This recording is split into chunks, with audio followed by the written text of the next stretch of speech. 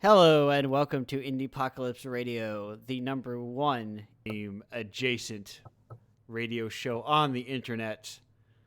I am your host, Andrew, and I'm here to have a good time and think about the boss all night. Because sometimes you gotta sit down and you gotta think about the boss and go, is he any good? Is he uncool dad music? Or is he.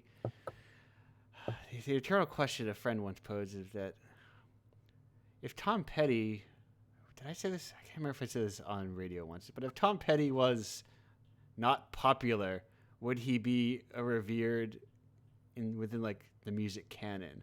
And it's something I think about a lot in terms of like how much popularity moves people away from canonization.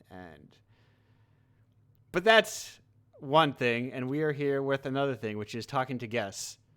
Our first guest, you may remember from this very show some number of episodes ago, or issue 10 of10. Indiepocalypse. 10, yes, you got it. Number 10. And I was the very first episode of Indiepocalypse Radio, so it's easy to remember. Yes. Or hard to remember because it was so long ago. I remember because it was the only other one that I was on. So it's quite easy for me. Yes. I've been around for a while. Yes, you are in the premiere episode, and you are the second returning guest. Welcome back, Sophie. Thank you for having me again. Yeah, I've been wanting to have people again, but then I always ask people last minute. But now I'm getting much better at. Yeah, you've asked me a few times, a few different weeks, and every single time that it had happened to be a day that I was not available. But... Yeah. But now I am getting better at scheduling well in advance, weeks ahead. I give people 24 hours. If they don't respond, I move on to the next person and say, well, wonderful. They're never going to respond ever. And Now I have a question here. Sure. From our previous guest. Sure. This is the question. If you could snap your fingers and have something immediately implemented in your game, what would it be? Oh Lord. Oh goodness. I mean, that's a tough one because as someone who makes visual novels, I could say so many things. Also, visual novels are just sort of a dressing that you can put on just about any type of game. Sorry, were you going to say something? Yes, it's very important to note that this is the only thing that this magic finger snap works for. Everything else, you're back to you. I'm going to say I always really wanted to make an RPG, but I'm not at that point in my development career where I could do that. So I would probably use it on that. I would probably make something into an RPG and just write the story and characters around it. Okay, so not like a RPG on top of a visual novel as some things are. I mean, sure. I'd have to think about it. Yeah. I'd hold off on my snap for a few days, probably. Okay. Perfect. Because God, I want to make like a Harvest Moon game eventually too. So that's another option. Hey, so do I. But I feel like if I implement the RPG mechanics and I can sort of use those to create a Harvest Moon. Yeah, like once you got those tools already in there, you can just figure it out. Yeah. I mean, speaking of visual novels, at one point on Twitter, I saw someone making a joke on the internet, as that people try to often do. Uh-huh. It was some sort of text cap with a subtitle, and on the person talking, it said Ryu Kishi. I was like, I know who that is now. I don't. Oh, you remembered. I don't get the joke still. But I know what that name is now. You know what the name is. Yes, I understand. That's something about visual novels. Yes, sound novels, perhaps. I think it might have been something about writing a lot of words. Oh, yeah. Well, yes. If anyone wants to know where I get my long-witted writing style from, it was certainly him. Hey, what's your count up to? What's your? I feel like we had a count check-in that I forgot of how long. Like a word count of spare parts was. Yeah, what's your word count? I don't remember. I I don't remember what I said back then, but it's still hovering around like 90 to 95,000 Okay, words. perfect. I've made a lot of changes to the script in the last like month, because I've have a clearer idea of where episode 3 is going to be now. So I am thinking about pacing and those sorts of things. Oh, okay. Yeah, I've heard it also sounds like it could be a tool for cowards, so I'm not sure. You cut out in the middle there. You said something about hearing about a tool for cowards. Oh, yeah, yeah. I'm talking about pacing being a tool for cowards. Ah, Um, I don't. I have well, some other questions here that I want to get through. These are actual questions from users. users. Users on those people that submit questions. Users. Yeah, users have logged on to submit Yes. questions. Some time ago, they went to this Google form. This is from Sean. It says, "What game development, AAA or indie, are you looking most forward to?" I'm not sure the context of that question, or if it makes sense considering I have all independent developers. Maybe it'll make sense for somebody down the road. Wait, sorry, it asks AAA indie Yeah, it says like as separate things, just like it which says of what any of them? what game I then there's an I don't know if that's a typo development. Game in development. Oh, yes, okay. You salvaged the question for me. Thank you. What game in development, AAA or indie, are you most looking Okay. forward to? I mean, AAA wise, I am really looking forward to the Breath of the Wild 2 because the first game was so much of everything that I wanted in like an exploration sort of game. And that's sort of the thing I most appreciate about having my hands on a controller and moving around is So, just sort of exploring weird crevices and finding weird little environments and things to explore and climb around on. what are your feelings on weapon durability? I think it's fine. I Okay. mean, certainly it could have been touched up. I think they designed around the I think the one thing that I don't like about it, and it doesn't even have to do with the weapon durability itself, but I feel like at a certain point in that game, anytime you find a weapon, it's just like, well, I already have better than this, Yeah. or I already have this, like three of them sitting in my inventory that I don't use because I want to save them for something. Yeah, Um, I enjoy because I enjoyed it a lot. I like just chucking weapons at people because I don't need them It's anymore. good. That like critical hit you get when a weapon breaks is really really satisfying and clever. I really like that mechanic of it. But I do wish there was some sort of like permanence to like your arsenal of weapons, or not necessarily even permanence, but that I guess more than anything, I feel like I wish less of the rewards were just another weapon. Oh yeah, that's You like kind know? of good. I also snuck into the castle very early on and got a lot of very sick weapons. Yeah, It's a good game. I enjoy it. it's a Hot good takes game. on Indiepocalypse Radio is, as always, hot takes, which is Breath of the Wild is Thanks. fun. Um, We one got other I want to shout out yes, in the vein of visual novels that are not AAA Nintendo billion gajillion dollar games. I'm really excited for the last volume of the Flowers visual novel series, which is a Yuri visual novel series that has been very slowly being translated over the past like 4 5 years or so. And the third of four came out last year, officially and it was translated. yes, Okay. yes. I don't think there's any fan translation projects happening right now, really. But it's a series that has gotten much like more like every time a new one comes out, I kind of think like, oh well, this character I'm not like as interested in as the character that was central last time. Yeah. But by the end of it, I my opinion has completely changed. I feel like the writing gets so much better each one, and it's just Okay. it's been very good. I'm really excited for Winter to come out, which probably won't be until 2022 if I had to guess. So Do what I do and just learn Japanese.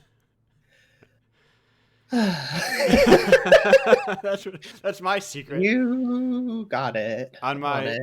on my secret quest to find my secret unspoken quest that is only for myself to find the one good queer manga in the world that Oh, adheres to my own rigid guidelines. I know it well, exists. I know it exists somewhere. Yeah, I was gonna say that first part, you probably aren't looking in the right places then, because there's Yeah, but plenty of it's like it's those. But gotta like then, yeah, I'm sick of high schoolers. that's I'm fair. I'm sick of like okay, so it can't be high schoolers. People have to be That's they got to be in relationships. Homosexuality needs to exist as a concept. oof. It can't be just like people of the or at the very least people of the opposite gender need to exist in Yeah, the yeah. I get that's yeah. No, that's a tougher one. Yeah, it's I mostly because like I fall ass backwards over it in like Western comics, just like Hmm. everywhere. I my anecdote is easily my easily brought up anecdote is I bought like a some volume one of some like Dark Horse thing that was like Hmm. it was a free shipping stuffer basically because it was like $5, Hmm. and it was like ends up being this weird polyamorous relationship between this female King Arthur and like an asexual Lancelot and the Guinevere, and it's like what? Are you sure you're not reading Fate? I'm fairly certain. Okay. No, it was And like, and that's just what I mean. I feel like the I'm closer I just get making a to, bad joke. yeah, yeah. I bet Fate has lots of subtext or something. I'm. This I would is. describe it more as super text, but It's always weird with me, mostly because.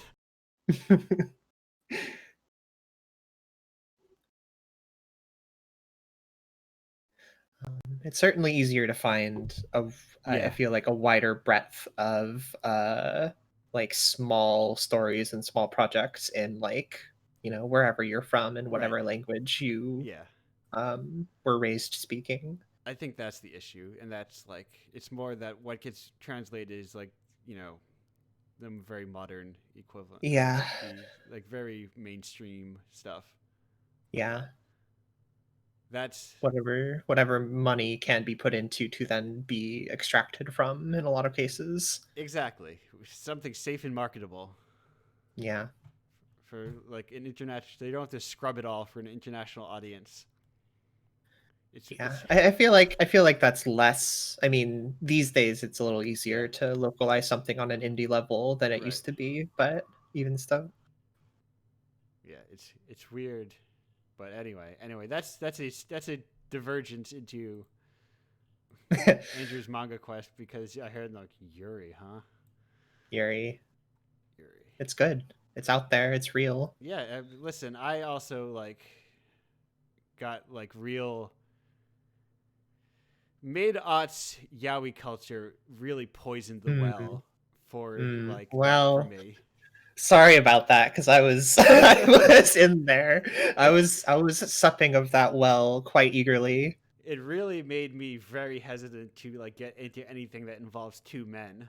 I was like, I don't know about this. I feel like this is for just horny straight ladies. I mean, certainly that was the prevailing culture of it at the Yeah, time in like our side of the world. yeah, But there's a lot more to it than that. there is, but like it is poisoned my brain, and I get you. I know it's better than that, but there's that kind of like when you drink sour milk once in your life, and you're like, I never want to drink milk ever again. Yeah, I get you. But I loved the sour milk. No, I I listen. loved all of the most trashy, problematic types of Ah, BL that you could, listen. I and I still do. I listen. I dip my toe in occasionally. I read all of and really enjoyed Banana Fish, but that's like halfway Mm, there. haven't gotten around to it yet.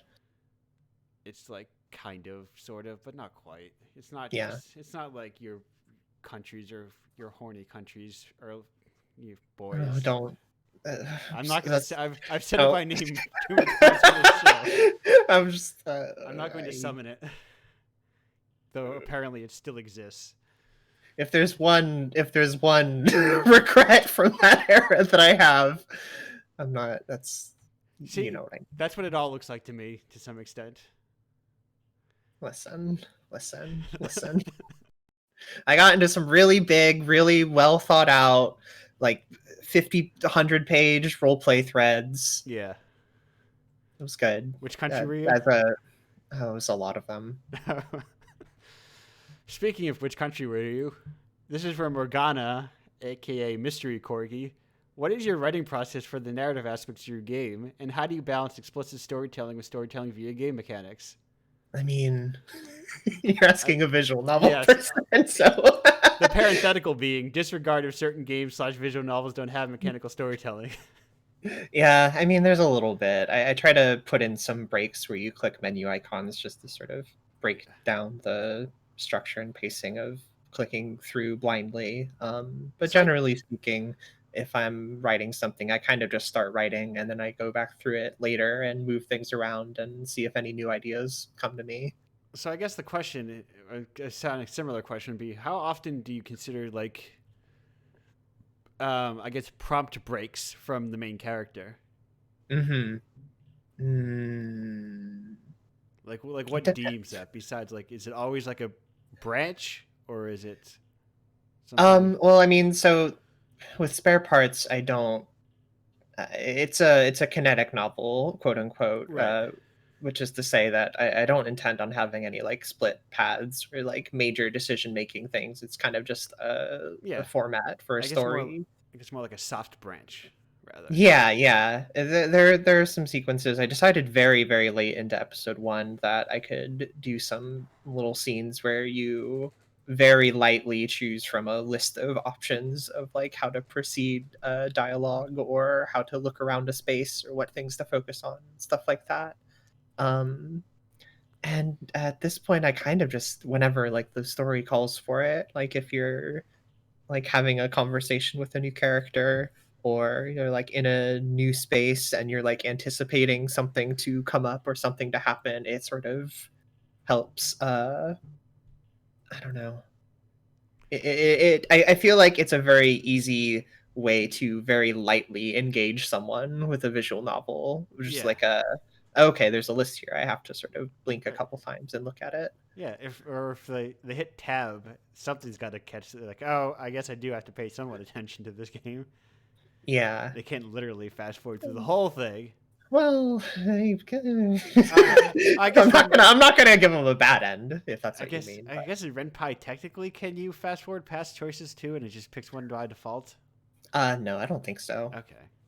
It does hard stop you at choices. I believe so, yeah. Okay, speaking of gameplay choices, this is Hmm. from Anonymous.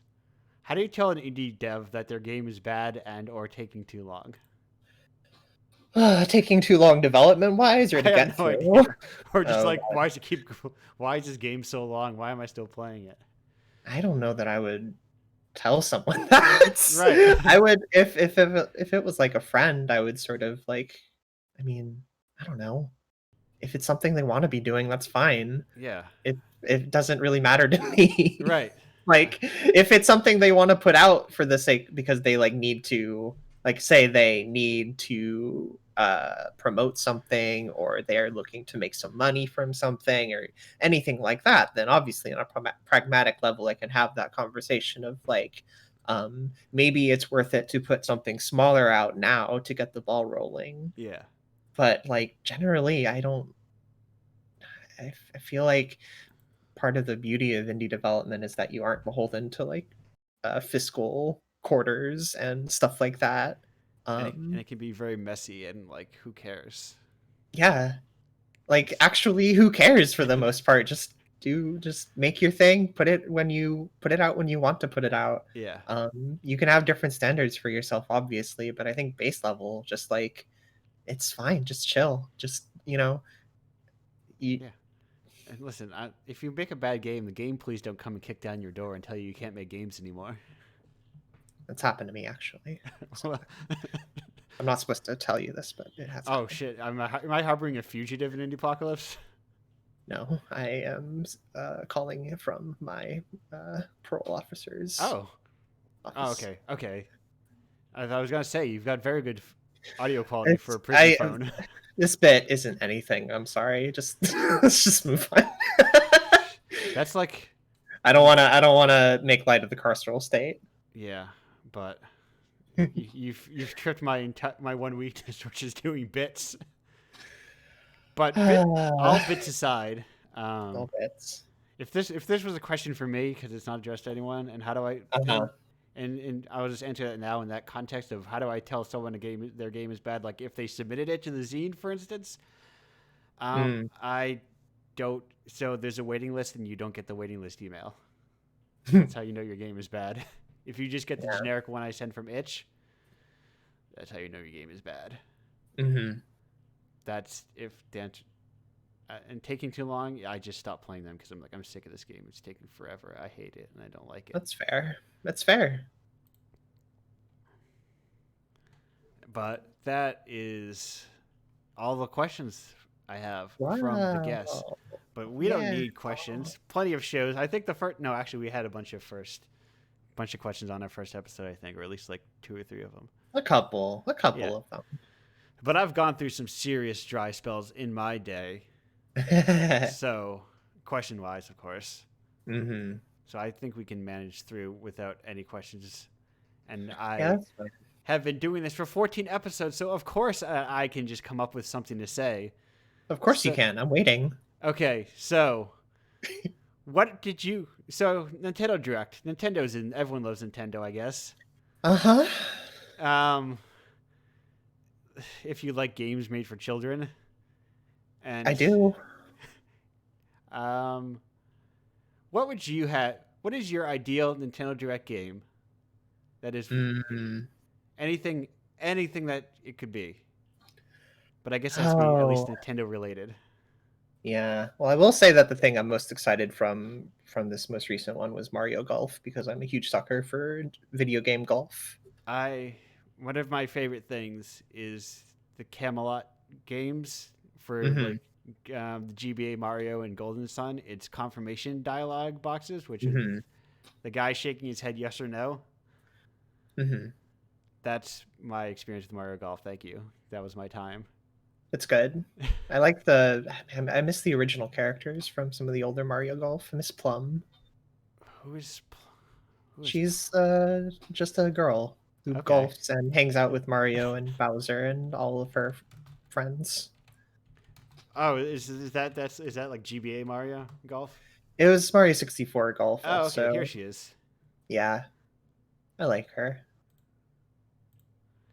Maybe she'll be back one of the hidden characters. I hear she's Make coming a, to Smash. that would be nice. You can make a me of her. Are you I sure guess she's that's not an kind of assist okay. trophy? I mean, I guess when it comes to Nintendo Directs, I'm not usually looking for anything in specific besides like a few specific Nintendo adjacent games on the horizon that I'm looking forward to. Like I always really like what Monolith Soft makes. So I'm Okay. always excited to see what they put out. I'm always excited to hear about new RPGs. Have you played through Xeno Saga? I haven't played it all the way through it. No, I really, Okay. really want to because it's such a weird, so like so up its own ass in ways that I absolutely love. Yeah. I Okay, yes, I did get it right. The other one, I was like, did I get it wrong? No, I got it right. I have the first. Also, it's like stupid expensive now. I think Probably, yeah. I do have the first episode though, because I'm like, I like Xenogears. I'll get to the Xeno Saga. Well, I would say it's more Xenosaga is more similar to Xenogears than Xenoblade. Yeah, but as in they ran out of the budget on the second half. They started like Mm, it's a visual novel mm. now. Well, if you consider that it was originally supposed to be longer than 3 episodes, then I suppose you could say that.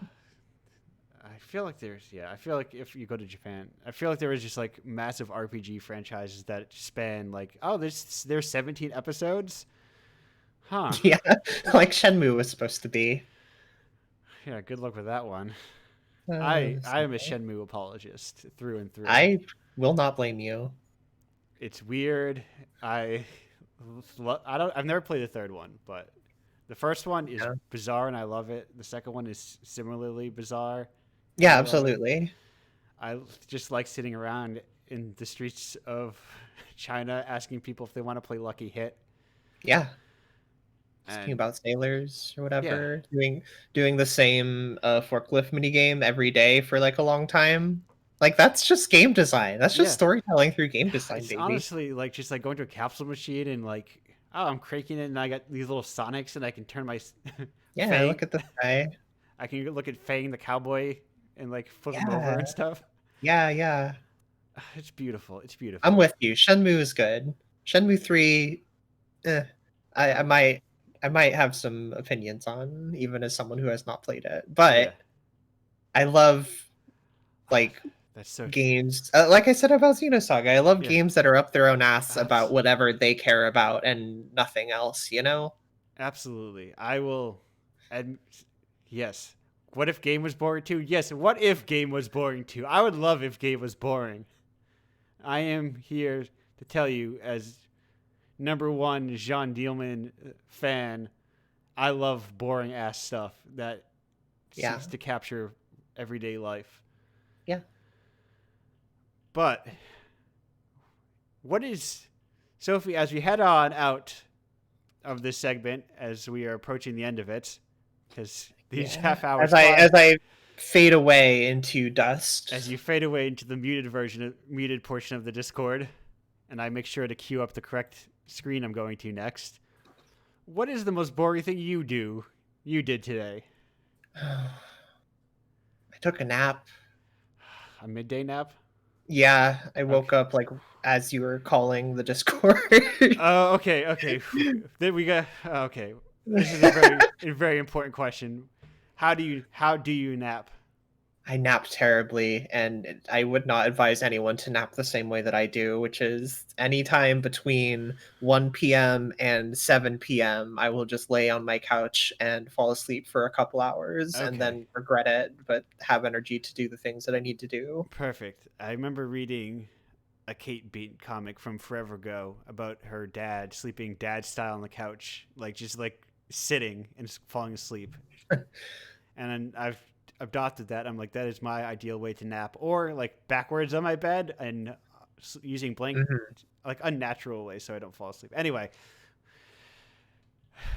before we tr- Probably that. before we transgress into like an infinite conversation about taking naps, we're gonna go to break instead. So, if you're Yeah. glad to have you back. Thank you. I will nap more. No, I'm not Not gonna don't nap don't more. nap yet, or actually you could nap. There's like an hour and a half between you and the group session. It's fine. I'm Um, fine. I'm great today. Don't even just don't. I'm Speaking of fine. great, we're going to break now, so we don't keep talking. Goodbye. Bye. Oh, that was, if you were there live, because someone mentioned in the chat, and I want to talk about it, that Electrolane version of I'm on Fire. I've been meaning to play Electrolane on the show for a while. They're like a defunct Scottish band. I think are they Scottish? They're somewhere over in those islands. I really like them. Um, and the original version of I'm on Fire is like kind of sleazy and that dude's sketchy, but I kind of like it. And this one is just like nervous and anxious and horny, and I also really appreciate that. And I respect everyone who, when they write their songs or when they cover songs, they don't change the gender, because people who change the gender in their songs are cowards. You know who's not a coward, though, I presume? That is our next guest. Oh no, I moved where the questions are. So, Damien, who you may know from issue 3 of Indiepocalypse, or just like on the internet making games, because I think I even knew about your games before Indiepocalypse. I'm like, that name sounds familiar. That game Oh, being, I'm so sorry. I have low stats, but my class is leader, so I recruit everyone I know to fight the Dark Lord. Damien, how you doing? I'm doing pretty good. How are you? I am doing very well. I am, yes, doing very well. So, as a first time guest, the important question that I gotta ask: Mhm. how did you find out about Indiepocalypse? Um, it's been a while since issue number 3 now. Yes. I'm going to say just, well, I'm still like very indie. Like I still don't make any money off of my games. Hey, Um, let me tell you about not making money. yeah, no. I've been doing this for 8 years now. Like I am extremely aware of I'm still extremely indie. And so, yeah, I probably just heard it from somebody else who's in the same situation and was like, oh, yeah, there's this going on. And I'm like, oh, if it gets accepted, $20, huh? That's food for a week for me. Right. So, yeah. That's my hope. It's like $20 for people to not do anything. People should submit. That's Yeah. good. And I mean, the game was done at that point. Yeah. So I was like, fuck yeah. That's really my intention. I don't, aside from our new hotly minted commissioned games, one being an Fungi Fantasy and Indiepocalypse, Fungi Fantasy 4, 6, fuck, I forgot which order it is. Anyway, is available in Indiepocalypse issue 13. We got commissioned games now because I was like, gamers love exclusives. I guess. And I'm like, I hope it brings more money. And it doesn't yet, but because it costs more money. But I have a question here from a previous guest on the show. And that is, what are some of the most noteworthy things you've made by accident? Could be a bug in your game. Could be mashed potatoes in the exact shape of Mount Rushmore. Thing I made by accident. That's tough. I would say that there's at least one point with that game because the original prototype, I was just trying to see like how totally messed up I could make an RPG. And so I was fooling around with the plugin and it showed like maximum number of battle characters you could have at one time. I was like, okay, well, what does it do triple digits? Like, let me see how many it goes. And then it shows them like trailing off the screen. And I'm like, oh, okay, there's a game here. Like, does it do triple digits?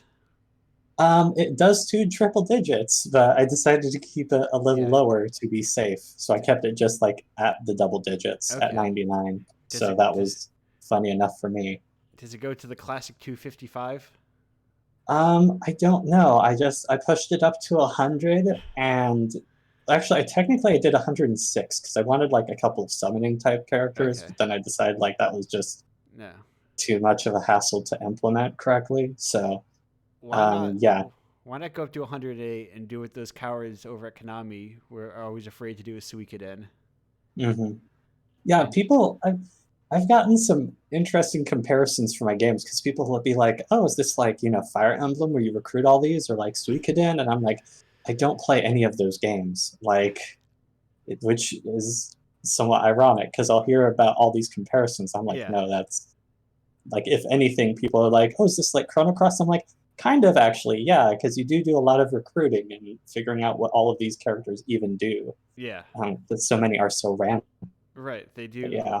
They all have their own like very specific, like weird little like niche things that they do. Yeah, and of course just the variety. Like you don't just get warriors in the party; you also get like the town blacksmith and an ex-pirate, and your girlfriend who just uses a frying pan in battle. Like, yeah, great. Much like Chrono Cross, even. Yeah, well, I mean that's what I was meaning, but like in my game, there's still like, you still talk to like a merchant and recruit them, and the alchemist and all sorts of things. Yeah, you just kind of basically you walk around the beginning of your JRPG town and just add everyone to your party.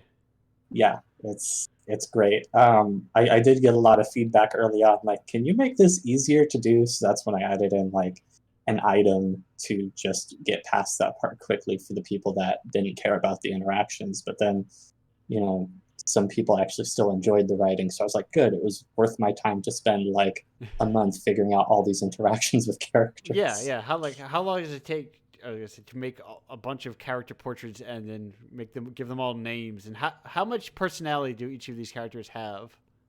Yeah, I did so much. I have like just the worst looking. I have the spreadsheet is called Abomination because that's what it is. Like I open it up and there's like 30 tabs and there's just all these different assortments of things because there's all the skills, there's all the characters, all the character relationships with other characters. Oh my gosh, like it's so much, and there's not like a ton of character interaction all the time. Yeah, like you're not going to really get the full scope of everything.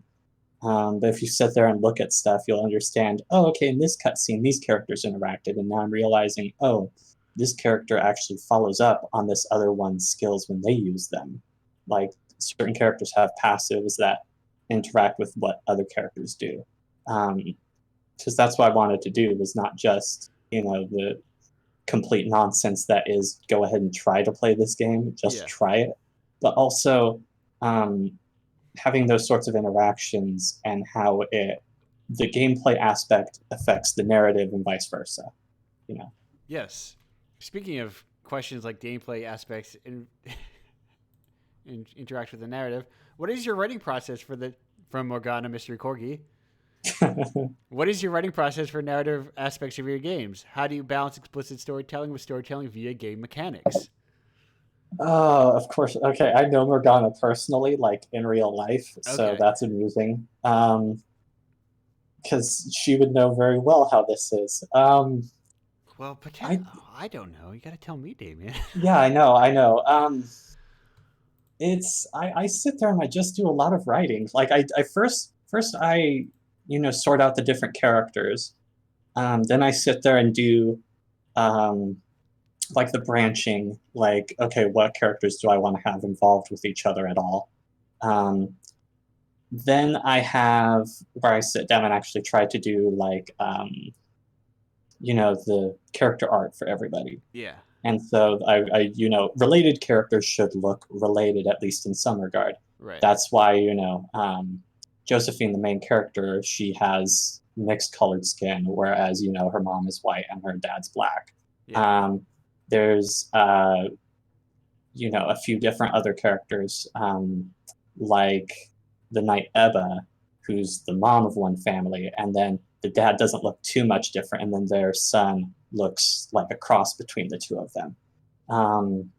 So it's a lot of like sitting there and making sure, like, okay, does this all match up? And then also going back through and going, okay, do I have enough actual variety in characters? Yeah. Making sure, like, do I have enough skin tone variations? Because that's, something that I personally hate in RPGs, is how often it's like, everybody's white, and I'm like, no, that's not how this works. Like, yeah, that's including newest RPG from. Yeah. That's also, character ages are very important to me too. So I'll sit there and figure out like how old are these characters, because so many of them I want them to be like experienced veteran characters, and I hate the trope of like the 6-year-old. It's like, oh, she's a genius at magic and will help you save the world. It's like, she's a literal kid that does not know the horrors of war. Let her stay home. Like, we don't need to be having that. So not an RPG party of 15-year-olds. No. Like you have you have the youngest character's 10 years old because it's Livius the cat. Like, he's just literally a well-trained cat. Then the next youngest is Josephine at 18 years old because, typical RPG prophecy bullshit. Right, you need to go off in your journey at a young age. And then And then, like, her parents are in their 40s. You've got a couple characters that are friends with Josephine who are like, early 20s. You've got like a couple 80-year-olds and stuff. It's just complete nonsense. And so I had to make sure there was at least like variety, because in a game, especially when it has this many characters, there's no excuse to not have diversity. Right. So. Yeah. And it's a weird tendency I have when I play just like tabletop role-playing games, where I make all of my characters young because they're supposed to be inexperienced. And it's like, wait a minute. There's no reason that they have to be, but I'm like, in my brain, they're level 1. And they have to have like... Well, of course, that's why they're bad at things, or they're just like have some other reason why they're just like can't be... It's weird to make a seasoned badass, and then your seasoned badass is like, I have 2 hit points, and I'm level 1. Right. But I am very cool. And also, it makes sense with to start off as playing a character like that, partly because, there's the whole, coming of age sort of thing that sort of entails. They have to come from a place of inexperience and grow as a person. And it's a great method to do that, is just having them start off young. Like, I understand having young protagonists that are inexperienced. Right. But then you can't have everybody that joins be like super young, and then the obligatory, oh yeah, and now we have like the old wise character who's like 35, and it's like, okay, come on, The like, grizzled, right? My yeah, grizzled 25-year-old veteran. yeah, like I can't accept that. So that's like, I'm the captain of the sexism guard. and right, and like sexism and racism are absolutely rampant in just games in general, but there's also ageism, which I try to also, Yeah. include things about and put towards that. Yeah, there's right. And not everyone it's something you see a lot if like when I watch older movies, I'm like, wow, older movies used to just star old dudes all the Hmm. time. Right. Just like, what's with all these old men who are just like not, by modern standards, camera ready old men? But speaking of other games, what game Uh-oh. development from Sean, that is, AAA or indie, are you most looking forward to? Um, Diablo 2 Remastered. I forget already what they exactly called it, but it's basically Diablo 2 Remastered. Yeah. Was just announced yesterday, and that seems. And I'm interested. Okay. I'm not super sold on it just because, um, Blizzard and the Right. stuff that they've been up to. And Um, I can just like play my copy of Diablo 2 I already have, and I do sometimes. right. Um, so I'm curious to see how it's going to go. If it turns out to, if people are like, oh yeah, this is absolutely a return to form, then I'm Yeah. like, great. Then I'm absolutely down for that. I don't have a strong laptop or any consoles or anything though, so I just outside of that, it's like I'm looking forward to whatever stuff I actually manage to finish. Like, Right. yeah, it's a dull life, but it's a good one. Yeah. I had a weird experience when I was thinking of like I played a lot of Diablo 2, like Hmm. a lot of Diablo 2. No, I right there with you. And when I played Diablo 3, I'm like, what is missing here? It's fun to play, and that the game doesn't end. Hmm. That there's no way to win Diablo 3. There's like no Hmm. end goal. And so it's like, oh, games as a service are for people, and I'm just not that person. Yeah, like Diablo 3, I've probably sunk more time into Diablo 3 at this point, just Yeah. because as an adult who has their own, computer Right. that can dictate my own time. Um, but yeah, there's absolutely something about Diablo 2 I prefer more. I'm like, what exactly is it? And I think it's really just like with Diablo 3, they made it where you can select your skills and change your build on the fly. Whereas before, it's, you have very specific build paths that you want to go down and really cool individual stuff that you can do with characters. Yeah. Um, but also, yeah, it's so geared towards the um, almost sort of online competitive scene because you have the new season starts and people are competing to get to the top of the leaderboards on greater rifts and that sort of thing.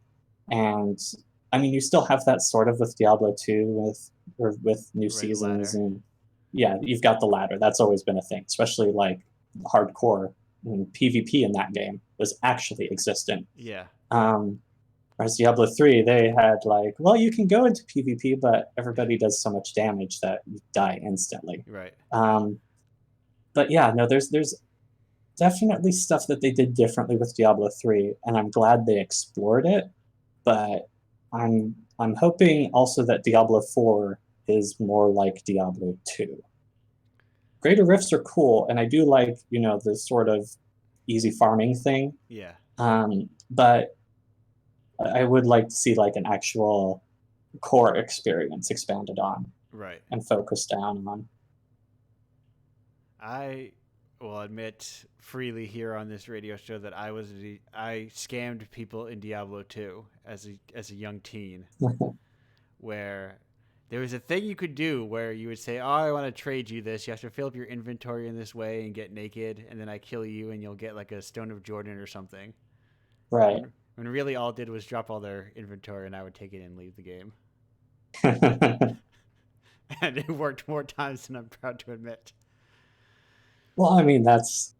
I mean, first off, that's just a classic. But secondly, yeah, I mean, that's the sort of thing where it's like, you're really going to believe that? Like, game FAQs still existed at that time. Like, you could have just checked. I feel like I got like that from Game FAQs or something like that.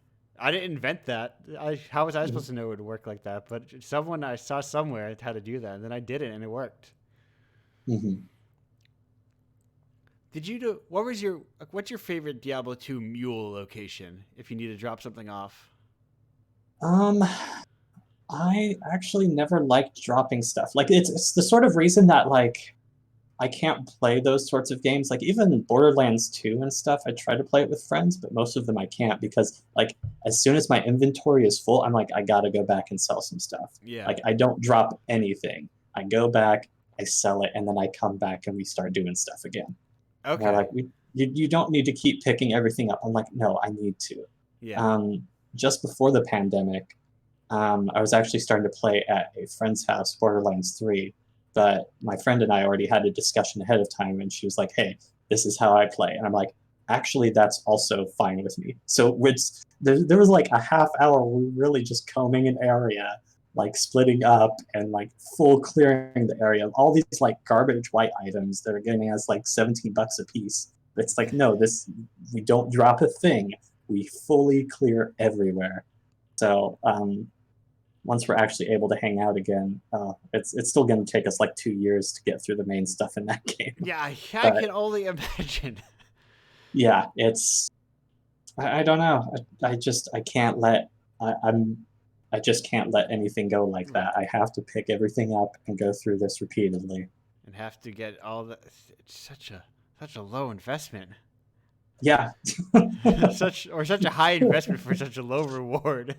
Right. I mean, that's. I suppose that is game development, is it not? That's why I make RPG Maker games that people pay a couple dollars for. Right. You make RPG Maker games that aren't like, why do you do this?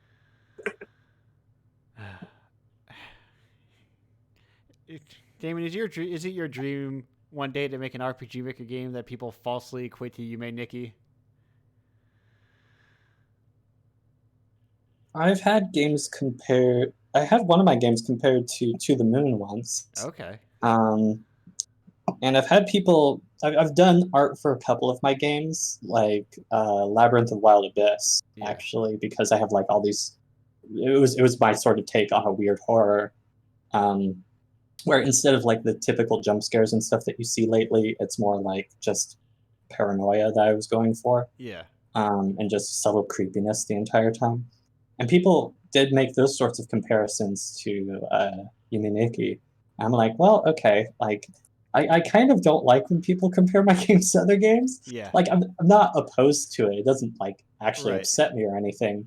But I'm like, I don't really care. Like, I'm not trying to do stuff that looks like anybody else's. When somebody says, I have not seen anything like this, and this is exactly what I was looking for, then I'm like, oh, I'm on cloud 9. Like, that's going to get me through the whole day today. Right. I mean, arguably you trade in that you've created almost like your own sub-genre to some extent.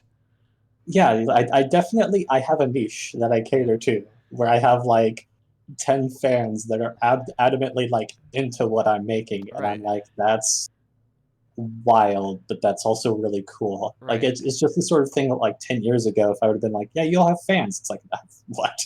Yeah. What will I be doing? I'll be making RPG Maker games that hate you.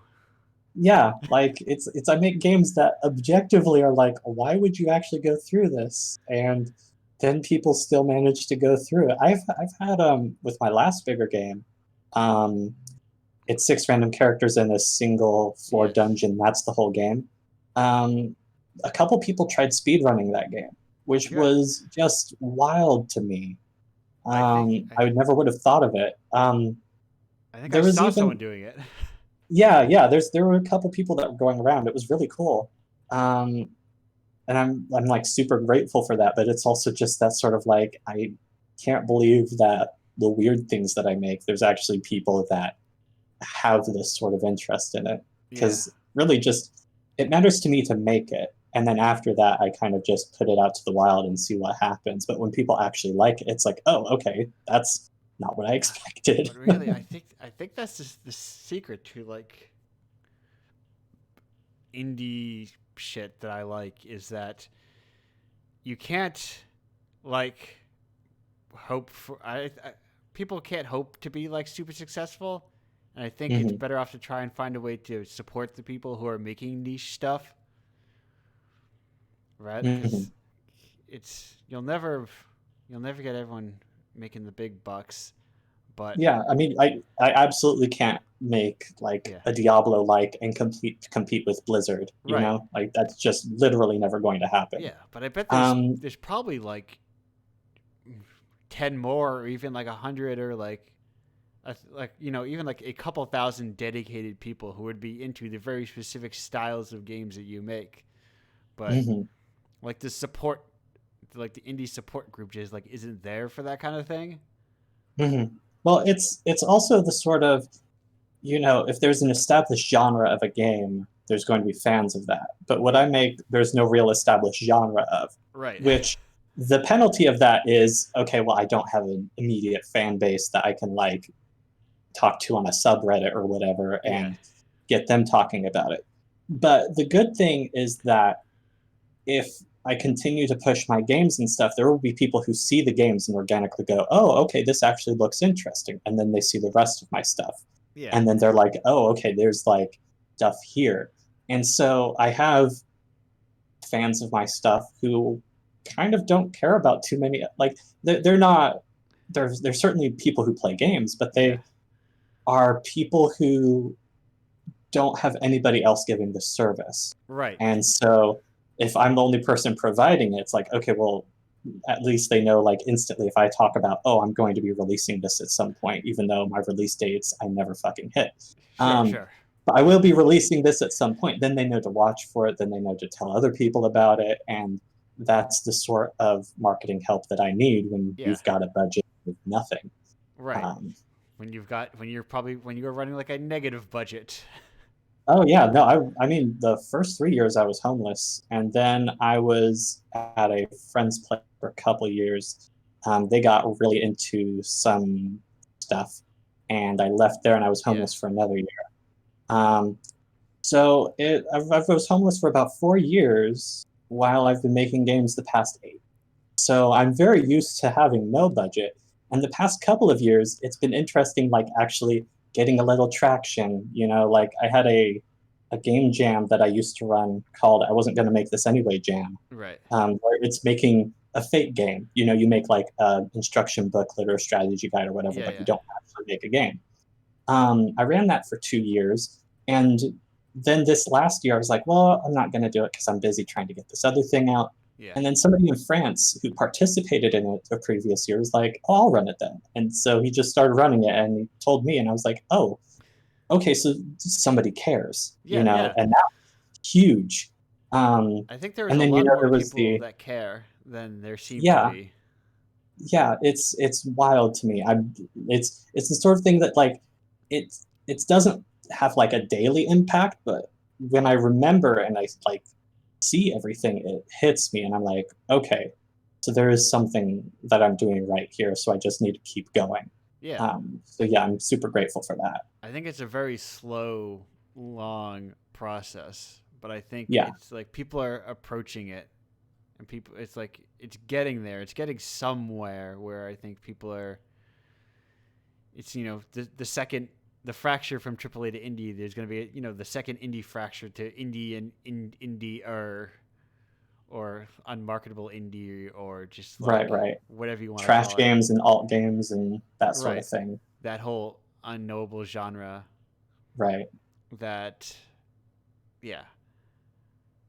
Speaking of things that you were working on and too busy to work on a jam, was that the bundle you were working on? Yes, actually, at that time that was the shorter games with worse graphics bundle. Yes, which did quite well. It did okay. It did way better than I was expecting. Like the first goal that we so first, I'm gonna try and get through this quick because I know we're running short on my segment Yes, time. we are.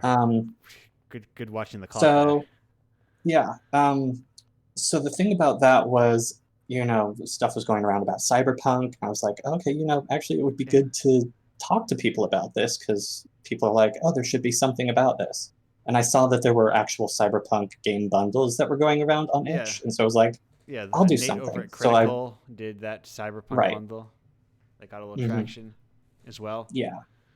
And so I posted, like, I got together like a jam page and said, okay, people can submit here and then we'll talk later. And so I put up a jam page.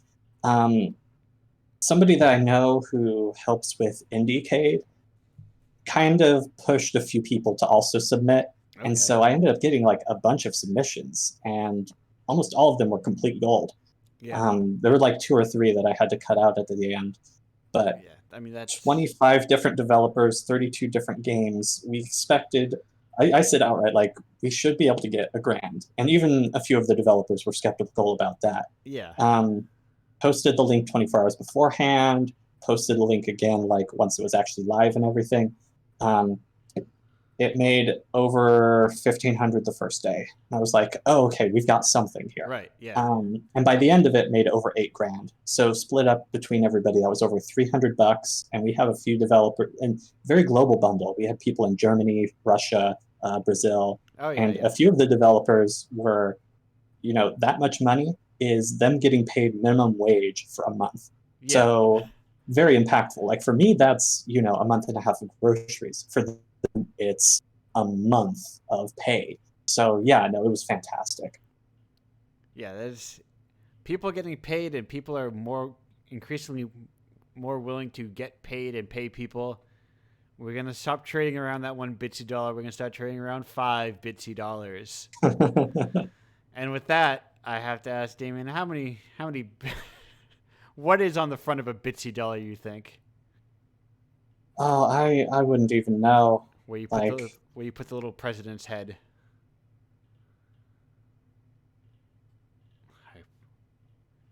I don't know. I'm trying to blank now just because like I was after I get done with like a rant, then I'm kind of just like in that sort of mental fog where I'm like, oh, Yeah. I just said a bunch of words there, didn't I? Yes, and then I hit you with a random position, and you're like, yeah, I wasn't ready. the correct answer I is it don't would be the know. cat. And with Oh that, yeah, absolutely. thank you for being here. We're going to go on break, and Mhm. we'll be back in some amount of time. Like 2 minutes, 42 seconds, give or take. Goodbye. Bye.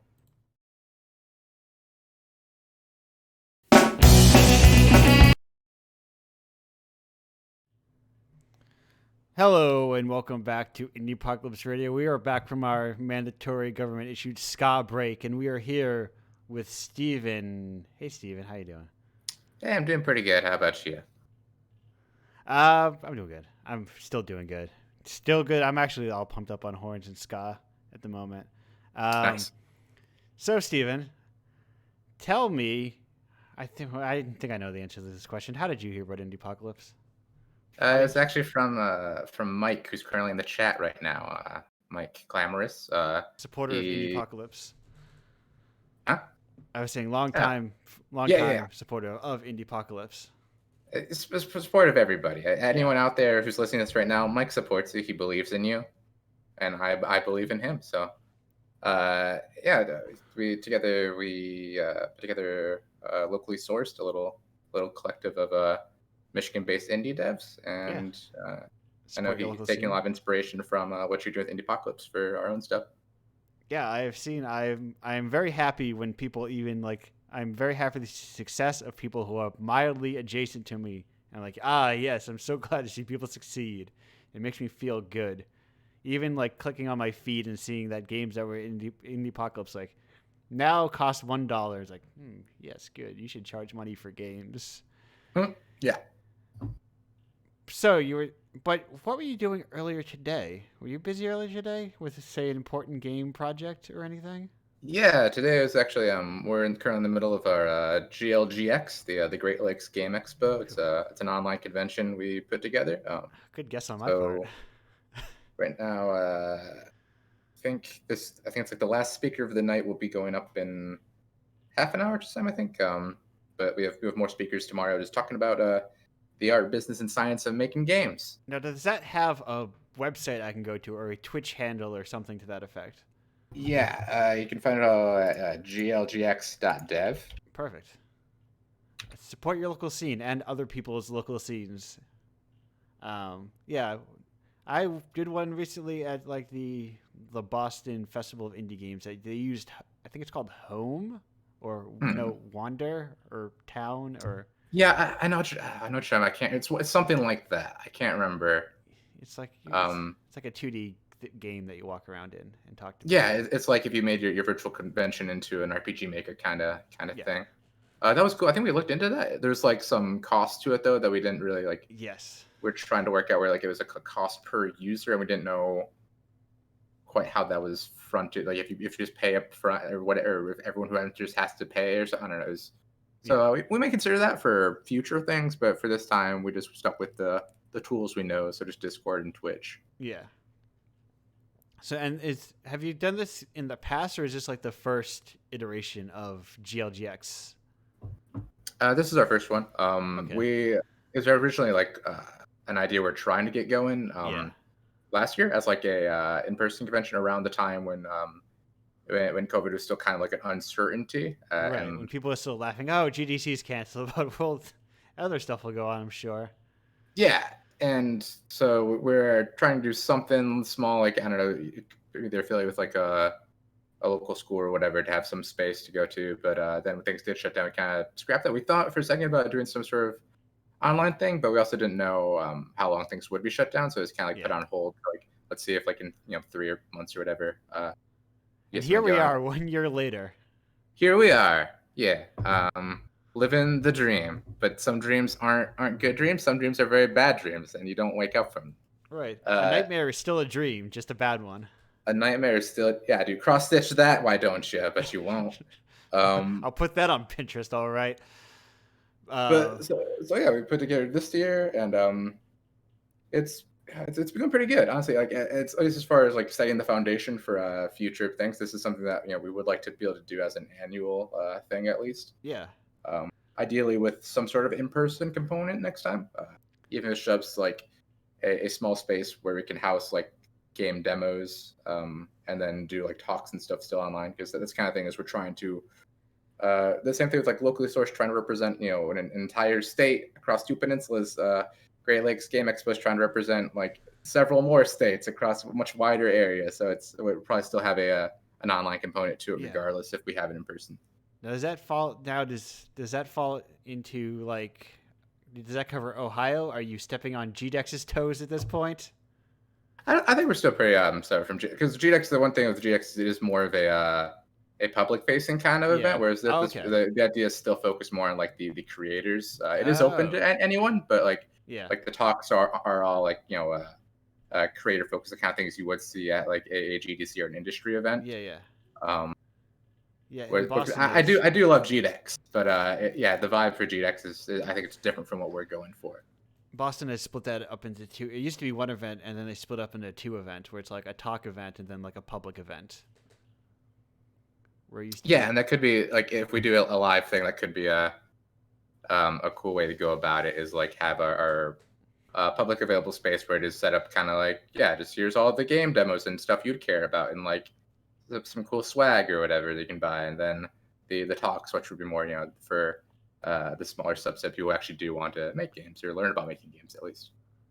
Okay. Yeah, because I think you need to do that in order to like a big thing about within some people I know within that the Boston scene is like keeping people in the city and not just making sure everybody flees to like California, Right. That is that's kind of like the root of like everything we're doing between locally sourced and GLGX, is to like let people know that there are other creators around here. Like you may not know about them because they don't.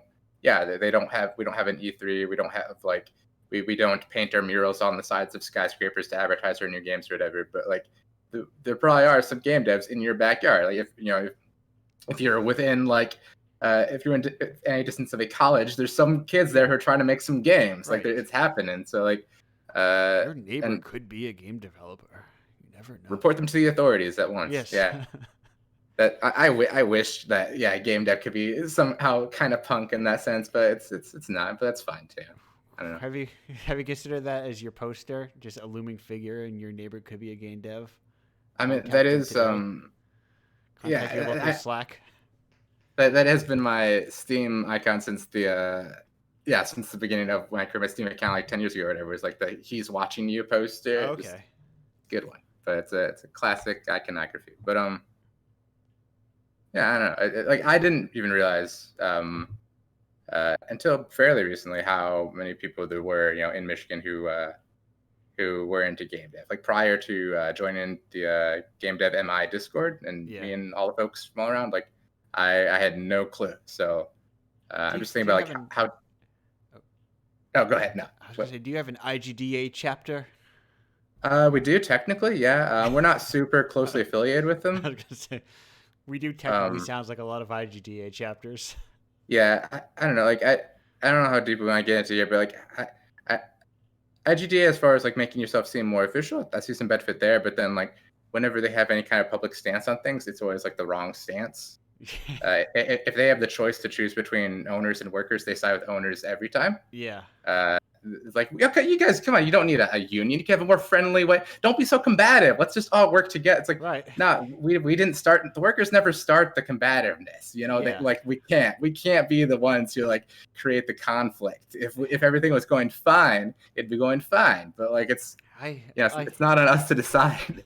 I never quite understand what the IGDA. Sometimes the IGDA just seems like one person in the state is like, I guess I'm the IGDA here.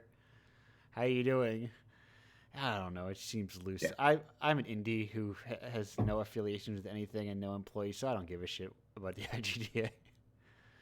Yeah. So we do technically have one, and we did have like meetups. We do have an interview series that we do regularly, run by Mars Ashton from. Yes, I know Mars Ashton lightly as a former contributor.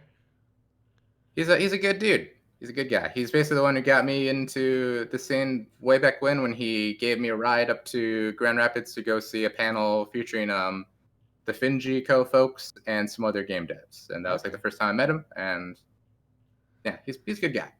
Everyone go make friends with Mars. I should have him on the show. Oh yeah, he'd be a great guest. Yeah, he's a contributor. Not as good as me. But like he's Are you sure? Because I will hold you to that. I will. He's at least like A tier, I would suppose. Okay. Well, now I have to slowly judge you through this entire time, and I have to create a rubric. I mean, I've been judging all y'all, so I guess it's only fair, Fuck. Speaking of judging and judging things, what in your judgment is the game in development you're most looking forward to? Bayonetta 3. Okay. Because I love Bayonetta. That's like that. My dream game to make would be an over the top, crazy big budget 3D character action game like that.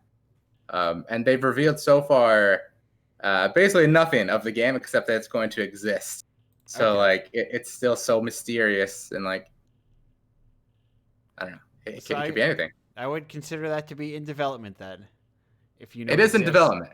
They did say they were like Bayonetta 3 is going to happen. And here's the logo. It's Bayonetta, the number 3 next to it. It's like, all right, that's all I needed. Speaking of game development and larger studios, I have a question from a previous episode's guest, and that is, what's your hottest take about AAA video games? My hottest, man.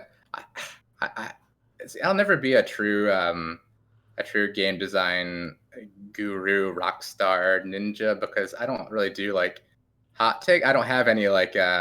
Actually, any game that uses more than 2 buttons is too complicated, or stuff like that. But like, I don't much care for The Witcher 3. I did not like that game. Oh, that sounds like a hot take. I mean, I think CD Projekt has lost some cachet in recent months. Yeah, I would say that's still a hot take. I'll allow it. All right. Well, it's just because. So, I like the characters and the world. Those are cool. But the game is at its core, it's about combat. It's about fighting things. Every system in that game loops back into the combat. Yeah. Like you gain upgrades for combat.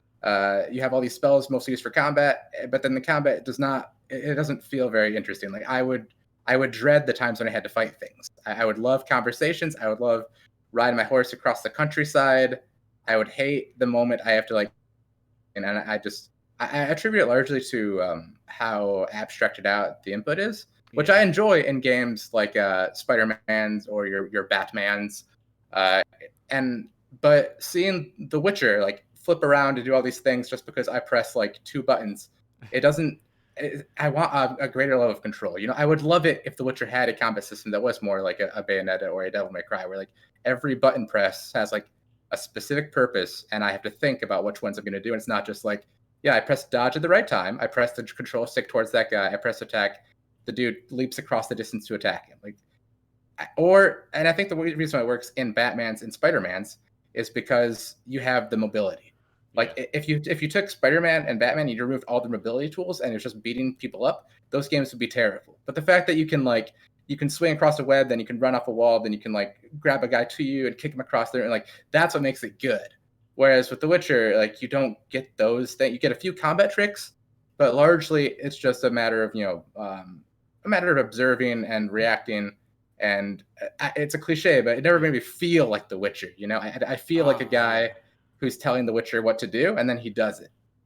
Did The Witcher 3 still have sex cards in it? Probably. I honestly didn't play enough to get to that if they did. I played maybe no. Oh yeah, the one thing that actually broke it from it, because I like card games, card game, anything card based, I'll play it. So I spent a lot of time with the Gwent game. I played a little bit of Gwent, and I was like, not for me. I really liked it. It had such a different pacing from a lot of other card games. It was very I don't know, just the fact that the 3-round structure with a limited hand mechanic, you had to really pace yourself and actually try to it had almost like a poker type feel to it, where it's when you can push your luck in a certain area or when you should be more conservative with your play. But there's one part where there's a little party, a little instanced story scenario, and there's one dude where you can beat him to get some Gwent cards. Yeah. But if you leave the party, once you're done the mission, you can't go find that dude again. He's just gone. So you could just not have those cards. And I was so bummed because my deck wasn't good enough to beat him. So I was like, if I was a perfectionist collector type, I just can't do it. And then I was like, you know what? I was already looking for an excuse to stop playing this game, and that can be it, I guess. And then they just made that standalone version of it, which is actually pretty good. It was pretty fun. I don't think I'm gonna play the beta. I never dropped any cash on it. Yeah. But still a good game. I've bounced around different card games for a while until they released Magic the Gathering, and then I've settled in my cozy little home, and I will never leave. Yeah. But I always have to segue it into card game, and everything I do, it's gonna eventually come back to a card game talk a little bit. Dude, they have so much cool stuff at BlizzCon for Hearthstone now, and I'm so excited for it all. And man, it's I don't know, it's just weird that this game that's been around now for over 6 years can still have things where I'm I'm so hyped for this. This is man. Do they have instant speed cards yet? No, and honestly, that's my I like Magic the Arena, but that is one thing that I've had games where I just quit because I don't want to go through all the triggers. I've had games where it's whenever a creature enters the battlefield, do X, and then hey, return all of your creatures from the graveyard to the battle. It's no, I'm not gonna wait to see 12 reactions that cause no, and I'm done. I don't know what I'm a real fucking trigger junkie. I love being able to. I love that full pause button is what I want from a card game. You never know when I'm gonna do something. Of the mind games of it. And I played Hearthstone for a while, and then and I think that's great for paper. Paper, when you can just hold up a hand, wait, stop. That's good because you have that. If we had an actual a totally immersive VR experience where I'm sitting across the table from you, and you can read every body reaction, so I don't need to press okay, go ahead after you do everything. Yeah. And you can just judge by my posture, oh, he didn't try to stop me, so I guess I'm gonna continue. That would be ideal. But until we have that, I just can't handle games that involve that much breaking into other people's interactions like that. Yeah, I mean, they literally banned a card only on digital because it was taking too long. It took up too Well, much time. on the dev side of things for Magic the Arena, like it's amazing now that since they've committed to like every game added to the card game now will also be represented digitally. Like I'm just thinking about what that would feel like as a developer to have that like blank check now written for you, where like this other group of game designers now get to decide like what we have to implement in our engine. Yeah. Like that'd be so rough. Because for a while in some of the older versions, I remember when they called it like duels or whatever. They had all the cards except for the one Eldrazi where you could take your opponent's turn because like they just didn't have that in the engine. They didn't want to implement that in the engine. So okay, fine. We just won't have the ability to take someone's turn. But now if they do that again, it has to be in the digital game. They have to implement it. Like that's why I love Magic, because it's a broken mess and everything interacts it's like messed up ways, and I like it as like it doesn't feel clean. And that's kind of what I like about it. I mean, I think that's the amazing thing about like any legacy game now that has to go on for so long. You see similar things in like any long running MOBA, or even in like battle royales now, where they have to have like they have to redesign the entire game like every 3 months or so, and it just like it's weird to think about that. Like the games that you enjoy now just stop existing eventually, but there's still a game with the same name. There's still a game that'll be called League of Legends 5 years from now. There's still a game called Fortnite. But like you'll look at them and like this isn't Fortnite or League of Legends. This isn't the game. Yeah, there was a time when characters had like passive skills and Right. It's like wait, when did they add like an underground layer to the league map? Like why is there'll be some crazy thing like that? Like wait, there's like teleporters? What, like I don't know, just and anything could happen on a longer timeline. And like code changes, and then it's like, wait a minute, well now we can do way more stuff that we couldn't do before, and now we're gonna do all this cool stuff. And then our old characters, I can shoot something in a straight line, and then I can shoot a second thing in a straight line, but a shorter straight line. Like that's why I think now that's probably like the biggest disconnect in like game structures between like indie titles and AAA titles. Is like an indie title, you're like usually just like you're aiming to get something done and like get it out there, and then maybe people can like buy it. But like you don't design things with in mind and like okay, and then like a year from now I'll be doing season 2 of this game, and like this is all like no, it's like a year from now I'll be trying to figure out what to do next. Like that's just it. You're not designing a game to be someone's only game they ever play. And I think that's the thing a lot of bigger developers learn is that like even with the size you're at, you still can't do that. We've seen like Anthem, we've seen a lot of things where it's like people already, if people want to play Destiny, they already got it. Like it's already there. Right. Like there's nothing you can do quality wise that'll be able to supplant it because it's already what they play. It's not even a matter of like quality. It's a matter of like they have the community, they have the friends who are in it. Like you can't make a League killer because League is what it is. Right. And you just have to accept that. Yeah. It's like, well, I can just already play. Like, why would I kill League when I just keep playing League? I don't. Or if I'm tired, just take a break and I'll come back 3 months from now and it'll be different. So like maybe it'll be better. I don't know. Like that's. Yeah, I mean, I guess yours has Jim Raynor in it, but how much? Dude, Heroes of the Storm was pretty cool. I did like that game. It was I'll admit I did play it, and it's like it was kind of neat. That was like it was a real brawly like kind of game. I liked the extent they went to like doing weird gimmick characters that you wouldn't see in other games. Like,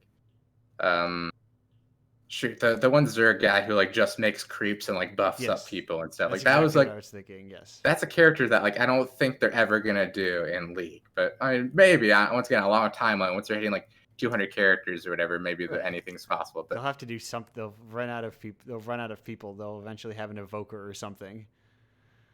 Yeah. Damien was Abathur's was Damien's favorite, so that's cool. I don't know I can't even remember who I really played a lot of. I don't think I played enough to really have a main. Like I kind of like I don't know. I'm not good at like sticking with the game. I don't think I'm good at any games that I haven't made myself. Oh, okay. So speaking of games you've made yourself, as we're what games have you made yourself, Steven? So I was like a bunch of Game Jam stuff, but under the Flyover Games label, my first game was Knife That Guy. Okay. You can't find it anymore because I didn't keep it up to date on the mobile stores because I'm not gonna pay Yes. $100 a year to keep a Mobile. game that makes no money. But oh yeah, no, I do have an itch though. I did remake it for one of our locally sourced bundles. Okay, I was gonna say, and if it's Android, you can just slap an APK on there. You know. I could. I might go back and do that at some point. But it was a little, I call it a knife 'em up. You just have like a specific target, and you're just moving around this dance floor. You have to like take down your target without hitting anyone else. It was honestly, it's still I think one of my favorite things I've done. Yeah. After that, Pill Popper. Huh? How good were you at it? I was pretty good. There was a dude who was better. There was a guy who would post up like every day with like his new high score. I think by the end of it, he was like quadrupling my high score, which like at the maximum like speed level is ludicrous. It's like largely luck because you're just going so fast and moving around this floor and you have very limited mobility to like turn. Yeah. But so that was pretty impressive. After that, it was a Pill Popper, which is my first arcade puzzle game type thing. You have little pills. You drop them on dudes to try to even out their moods. It was like a weird dystopian setting where you're trying to make everyone a neutral mood. Okay. So if they're happy, you give them sad pills. If they're sad, you give them happy pills.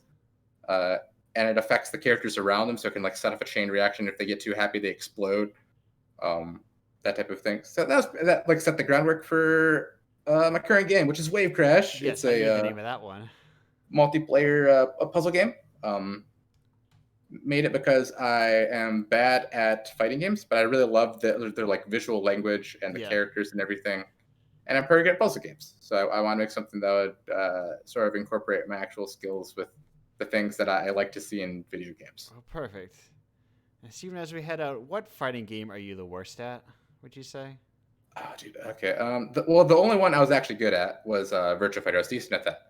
That sounds like the opposite of the question I just asked you, Steven. I'm setting up. Hey! I'm setting up a context for the answer. Okay. All right. Sorry for interrupting your narrative.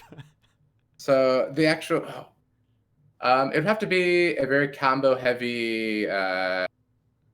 So probably, well, I mean, they're very similar games. So I would suppose like Marvel vs. Capcom series or Skullgirls, like that type of like tag team fighter with like long combo strings and So yeah, I'd be that. Although Skullgirls is also one of my favorites as far as like animations and aesthetic. Like I think the way they committed so hard to being like all the characters are weird. Like even the default normal characters are still bizarre, and I love that about that game.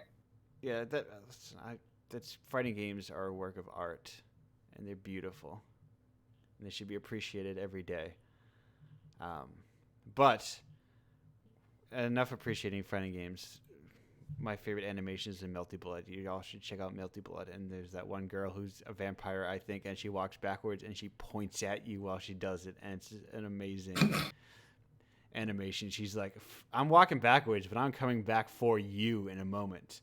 Just so you know, I still remember we're fighting. All right. Yeah, it's exceptional. It's an exceptional piece of character work. I love it, and I'm going on break now. Goodbye. I'll be back soon.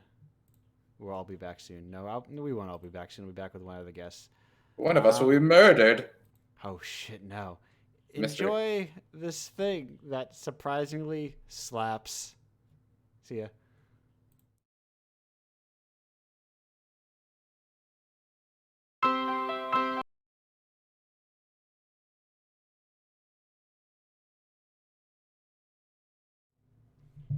Hello and welcome back to Indiepocalypse Radio. We are here with, I'm down here at the bottom now. That's how you know that I schedule a lot of people on the show. We got a full house. You can still go and pay for your stuff though. Like, hey, if you got Twitch Prime, you're not using it for anything else, hey, just sling it my way.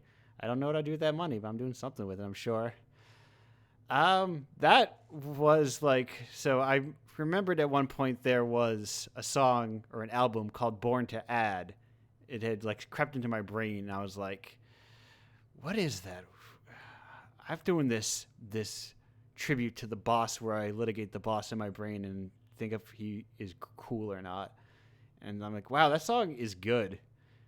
It's like a neat pastiche that is like Born to Run, but it's also like Jungle Land. Like it very distinctly uses the Jungle Land pianos. And we're here with our final guest, Ava. Ava, if you were counting loudly in the streets and the cops told you to knock it off, what would you do? Probably get as far away from the cops as possible. Oh, such a good plan. Yes. Very practical. Very practical. Welcome back to the show. Thank you. How are you? I'm doing good. You may remember Ava from issue 11 of Indiepocalypse with gender dysphoria and a previous episode of Indiepocalypse Radio that I don't remember the number of. Because There's a lot of them. 14 of them, if you count this one. Yeah. Shit, I've been doing it for... It's one of those things where it's like you turn around and think, oh, I've been doing this for a while now. Yeah, it happens sometimes. Yeah. But anyway, that's... Actually, I didn't have 4... So, do you remember... I will ask you instead, because there were not 4 previous guests on the last show. So I will instead ask you rapid fire all the previous guest questions. Are you ready? Oh, okay. I hope so. If you could snap your fingers and have something immediately implemented in your game, what would it be? Well, given the whole power outage stuff that happened in Texas recently, there's this game I really want to make, and it would be really fun to just snap my fingers and have an already working sort of like implemented simulated system of a power grid that I can play with and Okay. implement game mechanics into. I think that would be a lot of fun. All right. What is the most noteworthy thing you've made on accident? The most noteworthy thing I made on accident. That's a really hard question because I don't think I usually keep track of those things. You But I catalog guess, all your mistakes and accidents in your brain forever? I mean, I try to forget about them instead, you know? I mean, the closest thing, I guess, are like things that I got into on accident. Yeah. Like a really long time ago, I was trying to make like narrative games for Unity, and there weren't really any good scripting languages back then to use with Unity. So I stumbled into the great fun world of creating my own compiler and that sort of thing. That sounds exciting. And it's involved into, yeah, it's very exciting. And actually, I just released a new version of that scripting language that I've been developing for years. And it's on GitHub, and it's got a much nicer syntax now. And I recently updated some of my games to use the new version of the scripting language. I'm really proud of it. Perfect. When I started doing game development, Unity's 2D was bad, so I was like, well, I guess I will just use GameMaker instead. I'm not a programmer, so I have to run. Yeah, there are something definitely else. some. Yeah, there are some better choices now when it comes to like doing branching narratives in Unity, but like I'm of course biased, but Yeah. I still think my version is the best version. Hey, well, Except for maybe Yarn Spinner. Yarn Spinner comes pretty close, I think. it's helpful to know your own language. And speaking of knowing your own language, here's an unrelated question: what's your hottest AAA take? My hottest AAA take? Hottest take on AAA video games, rather. Oh, they're all boring. Oh shit, that is not very. That's not a hot take, is No. it? That's No, I that's don't a think pretty so. common take. Yeah. Shit. Well, it's Wait, like hold on. Let's go more specific about it. Well, what's especially boring one? You think? Well, okay. I guess like every single time a shooter comes out, they always have the same layout where it's like a stoic guy in the distance, like you know what I'm talking about, Yeah, like yeah. where they just like take a photo of the guy standing like among like some ephemera or something, or like And he's sad like about dust. something, or not sad? Yeah, maybe because, being sad about something. because men can't be They, sad. they usually look stoic. They usually Yeah. just look stoic, like they're like there for business or something. And the business is shooting all these guns and upgrading. And the- like the gun I know guns. those games sell, but you do realize you're buying the same game, right? Like it's the same thing. Yeah. Yeah. The last time I am usually like, I am very trend diverse because I have been burned enough times by things people really like that I was not personally interested in myself, and that one of the last games of that was that Lord of the Rings game. I was I see. This is like if you made Assassin's Creed but bad, or I already played Assassin's Creed, and this is just that. I think most recently for me, like as far as trends go, was when Cyberpunk like got all popular for some reason. And every time I looked at the game and like learned like what the game was about and like what you do in that game, I just couldn't get excited about it because it just sounded like really bland. Right. Like it had no seasonings or something. Yeah, That's just if we like made a parallel to food anyway, that's just how it felt. Right. And I think a lot about comparing it to food. And you know what? I eat a potato chip sometimes, but that's what they're meant to be, like simple and easily consumable. Yeah, I feel like AAA games are like if you had dishes that only had meat in them and they were luxurious, but it's always meat every single time. Right. And there's nothing else. There's no greens to liven things up. It's just meat all the time. Sometimes they have like pepper on them. Yeah, I mean, you gotta eat something else, man. Like, you gotta have a balanced diet, right? You can get ketchup for DLC if you want. But only ketchup. No catsup. Nothing else. So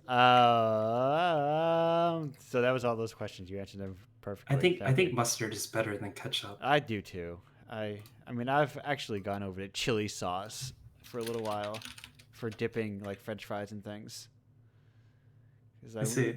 Need something to dip, but also like I shouldn't use like aioli because it's got a lot of calories and stuff in it. You know. My roommate has been telling me that like they always want to get salsa because you can make almost anything appetizing with salsa.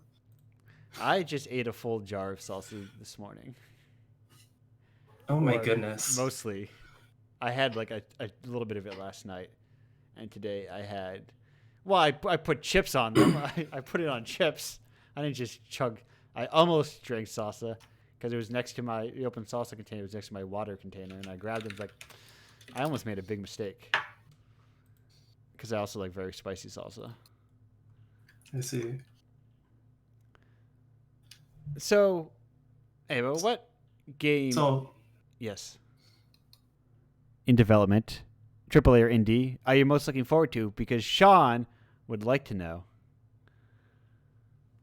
Sean, yeah. The game I'm looking most forward to is probably Raccoons, made by a person called Punches Bears. Okay. I think the best way you can describe Raccoons is, well, it's like if you had that Goose Game, but it's just like you play as a raccoon and you wreck everything in sight, and it just looks hilarious because you have noodles for arms.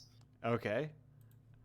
I am a fan of raccoons personally. They're like, I love, it's lukewarm take. I love their little bandit mask. I love their weird little hands. They got fingers and stuff. Big fan of all of that. Oh, are you doing? Yeah. Oh, raccoons. Okay. Yeah, like wreck, and then it's I don't. It's so hard to explain, but like it uses procedural geometry, and the way the raccoons move around is really, really funny. Okay, actually, I believe I have seen a bit of this before. Yeah, and so I'm really excited for that game because like I played the Goose Game, Untitled Goose Game a little bit, and like it's good, but I don't feel like it really goes all the way. And from the footage that I've seen from Raccoons, it's like this is like what I'm looking for, just like absolute chaos. I want to be an agent of chaos, and that's what I want out of this game. So I'm really looking forward to it. Sorry, I was on their Twitter page, and like on, you know how you have the images off to the side? They had a picture of Moon Cop by Tom Gall. I'm like, what? Why are they linking Moon Cop? I don't know what Moon Cop is. It's a comic by Tom Gall, as they say, it's about a depressed cop on the moon. Oh, I see. Tom Gall, he's a cartoonist. Anyway, let's not get distracted with cartooning. Let's get that final question out of the way so we can exit the rapid fire. Oh no, I lost my window. Don't make too many windows. Your window. Kids, here it is from Morgana. About writing processes and narratives in games and balancing explicit storytelling with storytelling via game mechanics.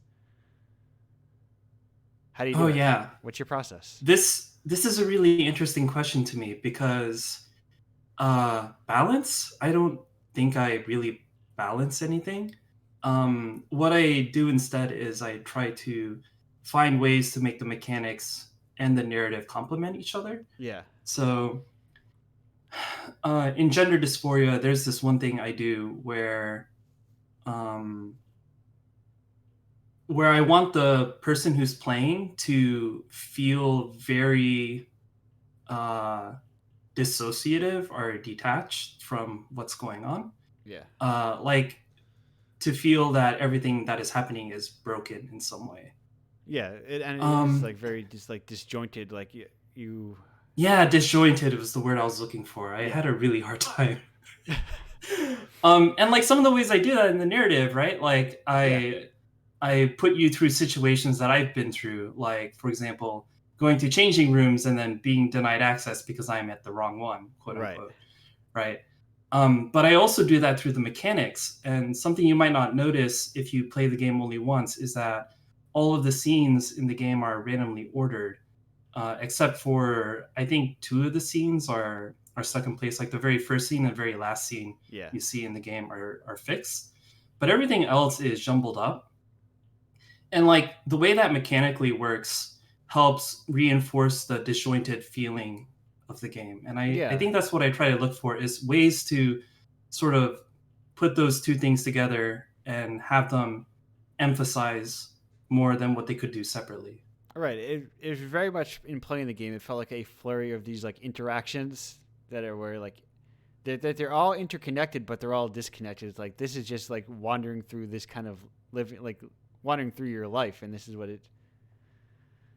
you're being the character, and also I guess you are being semi-autobio you're, but like this feeling of wandering through, and like there is a narrative, a through line narrative, but the individual pieces of it, like the order doesn't matter because it's all like this barrage of like similar interactions, but like always placed like in contextually different ways, and the way they're all in different situations.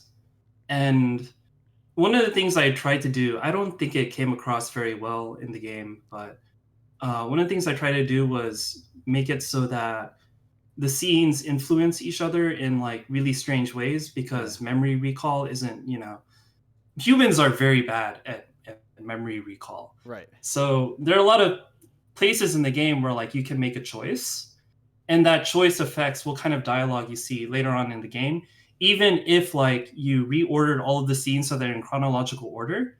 Like you might play the last scene for one of the arcs and then go to an earlier scene, but the choice that you made in the later scene still affects the earlier scene, if that makes any sense. Yeah. So there's a lot of like time warping, like choice manipulation stuff that happens in the game. But I don't think I did enough of it, and I want to do it more in another game sometime, I think. Well, perfect. I mean, there are always more games, presumably. Yeah. I hear there's so many things I want to do. I hear there are so many games. There's like an apocalyptic amount of games out there. What is an apocalyptic amount of games? Kind of like there's so many games that I, as an independent developer, am looking out into this wasteland and going, I can't make any money compared to these people who made money. Oh wait, let's ignore the fact that they got boosted up by like large companies to get there. I see. Well, there are also other industries that are in that kind of state of disrepair. Right. So. But we keep making them because we need an outlet to express ourselves. Right. And share information. So. Yeah, I've heard dire things about poetry. Oh, have you? Yes. Now trying to get coverage for any or payment or like. I think it was very much the sentence. You think you got it bad. I write poems, and like that sounds really tough. And I thought for a minute, you know what? I don't know where I would get poetry. Besides like me neither. Journals, maybe. It usually pops up in my life at least, when like there's an important speech going on and they have a poet come like say things. But is that like the same 5 poets that everyone uses, you know? I don't know. The poetry doesn't pop up in my life a whole lot, Yeah. actually. I think that's the real problem. They're pouring out for poets out there.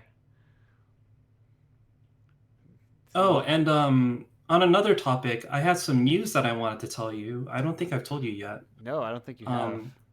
But I found out recently that gender dysphoria is actually on the course webpage for a class at UC Irving. No, I did not know that. That is very cool.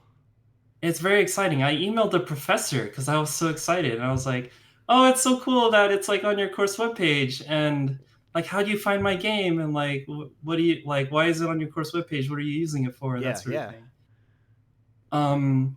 And they were really delighted to receive my email, so that was nice. Yeah. But apparently they played the game and they empathize with it a lot since they're also trans, and they have some trans students in their class, and they wanted to have something on their webpage for the students to go check out. Yeah. And yeah. So it's not like part of their curriculum, but it's like Right. there as like an extra thing that students can Supplement. do. Yeah. That's And yeah. it's just really exciting. I'm sitting Right. here like, oh man, my stuff is like approved for collegiate material. Right. Somebody was like, yes, okay, yeah. This is A professor at some college was just like, yeah, that's good. Let's put it on there. right. Yeah, this has like scholastic merit to it. This could. Yeah. I think there is something very important to the interactive experience with like creating empathy or like helping to convey an experience other than one's own. And I'm not sure like, but also I think you do need people to like be willing to understand it, you know? I think it's really Empathy is something that some people have to learn, and Yeah. sometimes it's not the easiest thing. right. Because I think it's also at the same time very easy for someone to play something like gender dysphoria and be like, "Oh, I don't care," and just click all the buttons. And Yeah, like that one person who was on my itch page and was just like, boring. That's such a. What did it even? Oh, I couldn't say anything. I was just like, oh yeah, you're right. Like it's my life. It's Right. boring for me. It happens all the time. yeah, Like I can't yeah. argue with you. It's always a very bizarre reaction to heartfelt, like personal work. It's like, kind of boring. I don't know about this. Yeah, I mean that wasn't really the point, but sure.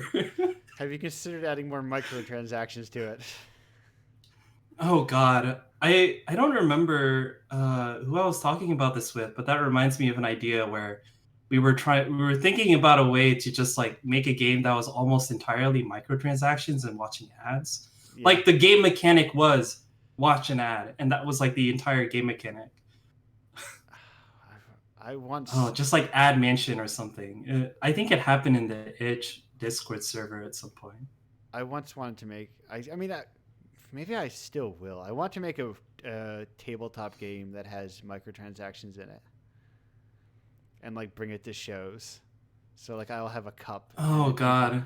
I will have like a cup and like a QR code, and people could pay me, and I could give them more money or better tokens. Oh God. It just like you could do that like at a lower level, like just with any board game. Yeah. And just instead of having a swear jar, just have a microtransaction jar. Right. And it's very Just much- like keep putting in money to get like every time you screw up and you want to change something retroactively, here's $2. I'm gonna go fix this thing. you want a bonus die in Monopoly? Here, just give me $5, and you can have a golden bonus die. Oh, you all by default. By default, you all get these little cubes. But if you want to use the wheelbarrow, you got to pay me extra. Are we terrible people for talking about this? No, because it's performance art. It's Oh, I see. Okay. Well, that makes it 100% okay. No questions, huh? Ah, yes. You see, if you do something under the guise of performance art, everything works. Also, people will fucking blow their money on way worse stuff. And the money that I do not spend on food, I pretty much 100% invest back into art. So myself personally, I don't feel bad about it. I see. I'm either buying, if I'm not paying for Indiepocalypse, I'm buying just like music or comics or movies or just art. I don't have any other pleasures in life. Yeah, it's really cool though. Like, I know a lot of people who would not be willing to pay money for those kinds of things. I just Always looking for free stuff, Yeah, I just dropped too much money to get, because all the music I play on Indiepocalypse Radio I pay for, where is easily possible. I say I don't have to buy like a $90 secondhand copy of a Suicide album. I may just find other ways. Yeah, no one wants to ever do that. Yeah, but hey, if they were offering it easily and I could just get it, I would. I even bought the single of that Sesame It needs to be Street song. accessible. Yeah. I even bought the single of that Sesame Street song off of Amazon because it was the only place I could find it. I didn't need that whole album, honestly. But that one song I didn't want. It makes me feel less bad about it. Playing people's music without royalties or something. But I only play. Yeah. But anyway. Enough of me talking about art. And it makes me buy vinyl because people press stuff on vinyl now. And people do a lot of stuff on cassettes now too. And that's neat, but I don't have a cassette player. Cassettes are so old school. Yeah. Cassettes are important though, actually, because like people in prisons, for example. Oh yeah. Cassettes are like the only thing that they're allowed to bring into the prison, because you can't like manufacture anything dangerous with a cassette. Right. Whereas like with a CD, for example, you can totally make a shiv out of that. Yes, without trying very hard. Yeah, so I was reading some news articles recently, a couple of months ago, about like how it was getting harder and harder for people in prisons to access like music, for example, because people weren't printing cassettes anymore. There's like, I think last time I checked, there was like one place in the U.S. that still made cassettes. Well, I guess if you're expected to go to prison anytime soon, get into independent music. They print on cassette still. Yeah.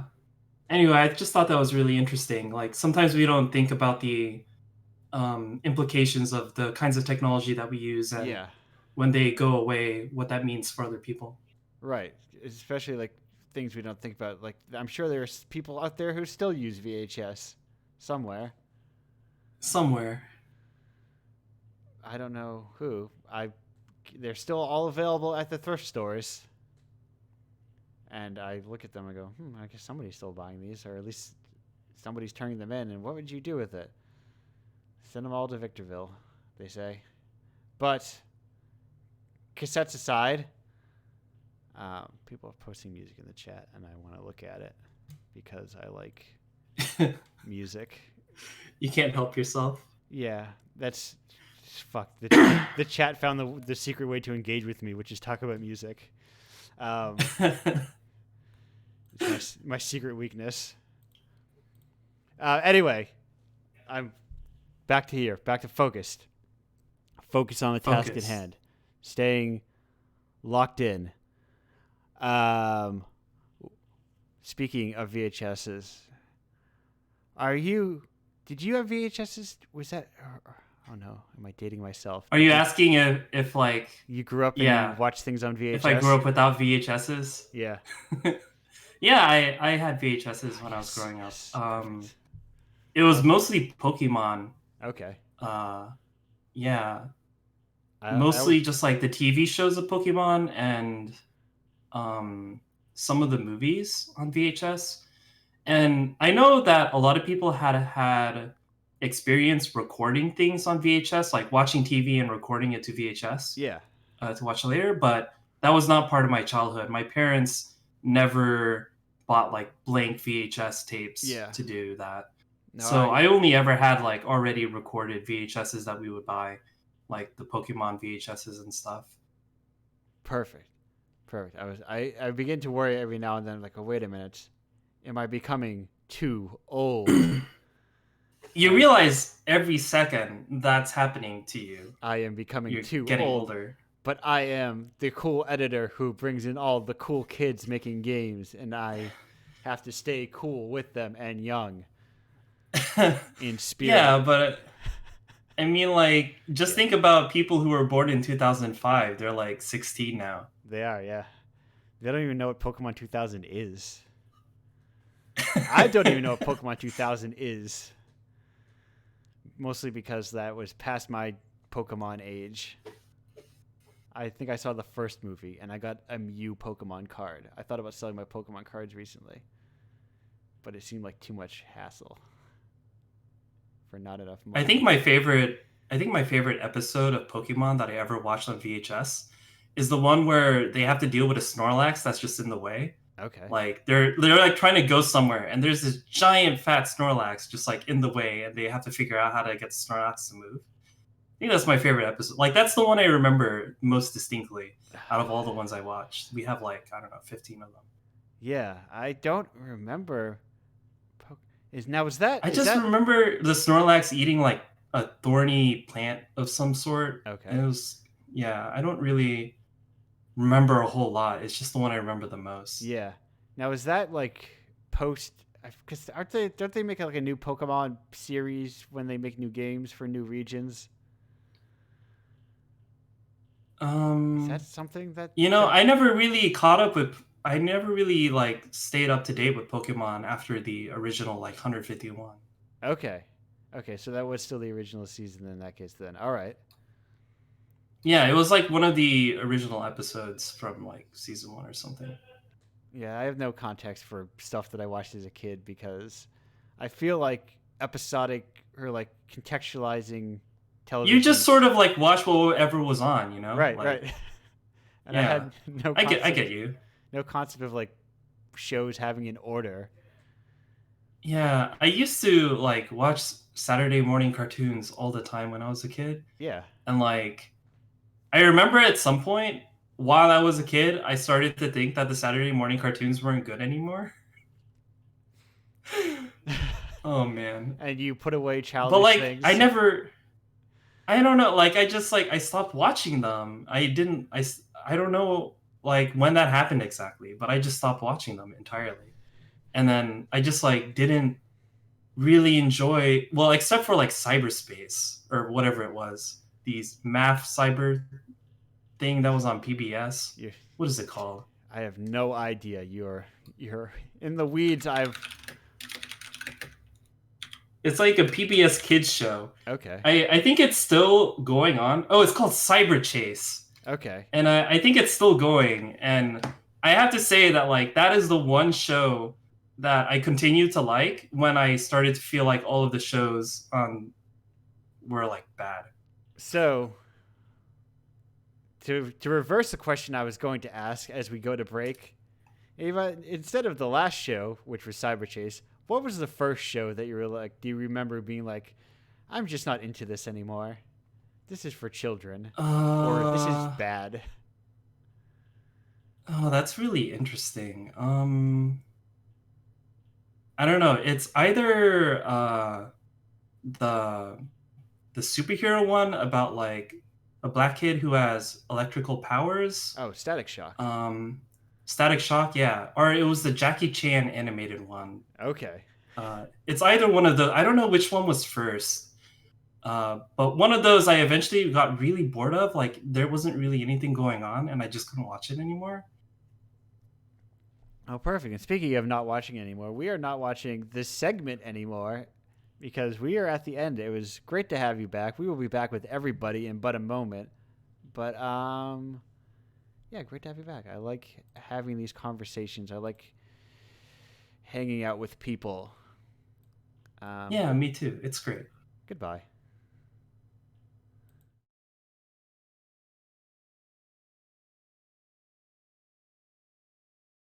Yeah.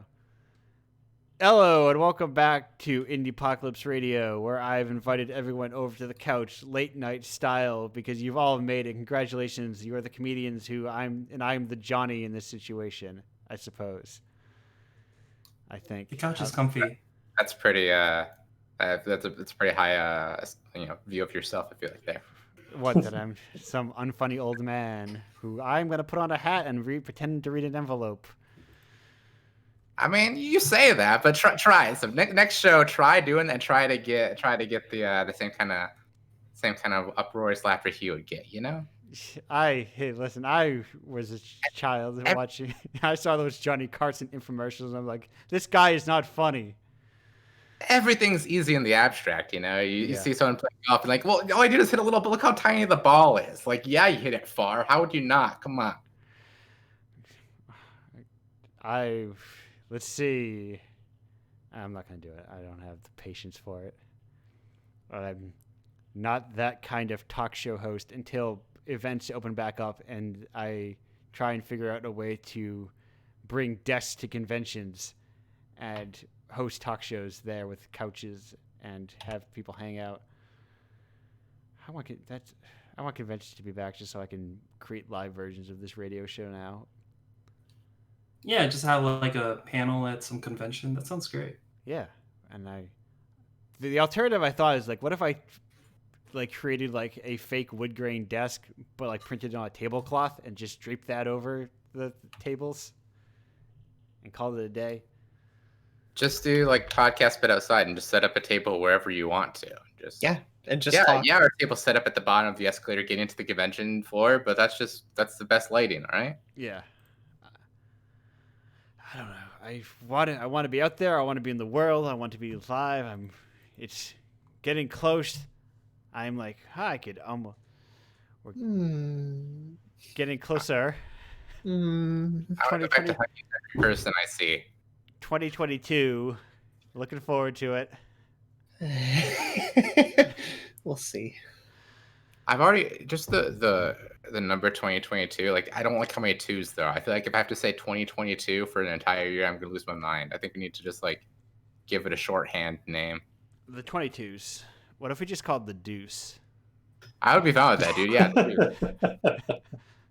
Yeah. If you say like, yeah, the date is it's July 17th, the Deuce. All right. Yeah. Official stamp here. I'm giving it. No one else try name years. 2022 is the Big Deuce. Oh man, I can't wait for New Year's Eve. So that way, New Year's Day of 2023, we can officially drop the deuce. Exactly. Yep. Here I can't. We're all gonna go to Times Square. We're gonna look at the big deuce on the big pole. We're gonna wait for it to drop, and we're all gonna be happy always about seemed it. miserable to me. The idea of like waiting out in like below freezing temperatures, surrounded by people like shoulder to shoulder. Like I've never gotten the feel of that. Sometimes like misery loves company, you know? Yeah. Like people love shared misery for some reason. I've definitely put myself in some miserable situations to be with other people. I think it makes sense. With certain people, but like a bunch of would be like, yo, let's go touch a bunch of strangers. Like, well, sure. I feel like in retrospect, certainly, my perception of anybody being close to anybody has been irrecoverably destroyed. Yeah. Like I can't even imagine the whole Times Square thing anymore. It just like if I see a scene like that, it just like induces panic inside of me. Like, wait, hold on, there can't be that many people all like that close together. Absolutely, That's disgusting. I Someone's gonna catch something. I was playing Yakuza a little while ago and kept having that reaction anytime anyone got in anyone else's face. It was just like, no, please. I know you're tough, but not this. And that's in a country with mass culture. Yeah, right. They should have all just been. Listen, I think as soon as he gets the vaccine, I'm high-fiving everybody. Everyone gets a high five. No, I am on record as a frigid New Englander, so I was already not touching people, and I would keep business as usual. Yeah, no. When people were like, I think I've mentioned this anecdote of like being at a convention and giving a polite farewell to other New Englanders, and then Canadians who I had just met like hugging, and it's like, oh, I guess this is my screwed up region I live in that hates everyone. and each other and themselves. I love hugs. I love like When you're going for a hug and then it's like hug chicken. Like, who's gonna let go of this hug first? All right, I'll take this to the limit, dude. I will climb up on you like a koala. I guess we just like live as one unit from now on. Okay, I won't back down from that hug. I will let go If it's first. if it's someone I'm wanting to hug, I will never be the first one to stop first. We'll have that whole conversation mid hug. It's fine. I am a man of my personal space, and I respect it, and I need it. But that's just me, and I know that. But also, I both ways. What am I talking about? I'm plenty both ways. I think it's more like it's a very person to person basis. But Of course. so, did anyone have any questions as they were going through this for any of the other guests? They're like, "Oh, I had a burning question, but I didn't want to interrupt to ask it." If you had to choose to fight yourself from either 5 years ago or 5 years from now, who do you think you have a better time fighting? Like, who would give you the better odds? Probably 5 years ago. Really? So you think 5 years from now you're gonna be in a better shape to fight? Yeah, well, I think more so mentally than anything. I don't think me 5 years ago would have ever been able to fight, regardless of physical condition. But every year, I come closer and closer to seeing myself in a place where I could fight someone if I needed to. You just hone that mental edge to an obsidian point. Exactly, just like Nice. that. Do I have to pick? I feel like I'll lose either way. Well, yeah, but which one? I was gonna say, like, me 5 years ago and me 5 years in the future never wants to fight. Worst point now? Are you at like your weakest point right now? No. Yeah, I think so. I mean, honestly, I would say that I am also. I would say I'm pretty stable, so I presume. Like, yeah, I don't know. Like, I feel like I was better off 5 years ago, like emotionally speaking. And like, Well, but I expect it to get better 5 years from now too. the good Say what? fighters are bad emotionally. I don't know. Personally, I feel like I just turned 30 last month, so like I'm basically at the peak of everything I can do physically. So from here, it's only going to get worse. So 5 years from now, I think I'd have a better chance. I think I would be pretty good against, unless I do some very significant life changes. I was gonna say, are you sure that could become one of those anxious guys that gets really self-conscious about his body and then just gets really jacked up later in life? I have thought about putting myself in a position where like I had to get strong to survive, where like I go like live like Walden style in the woods and try to like build a cabin and everything, where it's like, all right, either I'm gonna get the physical capability to like cut down trees and haul logs, or I'm gonna freeze in the wilderness. I think that's the only way that I could get above par right now. I have never read Walden, but Oh, me neither. I've never read any of the books they're referred to. Why would I? knowing a reliable source, that Henry David Thoreau that son of a bitch was in town every other week. So, I mean, well, yeah, it'd be so boring. so for as much as a man in the woods he could be, he was not a man of the woods at all. He was very much. I mean, so was Bear Grylls, right? Like that was the whole thing behind his show. His was the fake one, and the Survivor Man's was like the real one. right. Like Bear Grylls are just like staying in hotels and stuff and coming out and like I don't know. I guess I'll like squeeze water out of like elephant. And like Survivor Man's like, no, I had to like haul this camera on my back, set it up to just record me starting this fire. Like, yeah. No, he's like, I just spent a night in the Four Seasons. I guess I'll go out into the wilderness and drink my own piss or something. Whatever a Survivor Man does.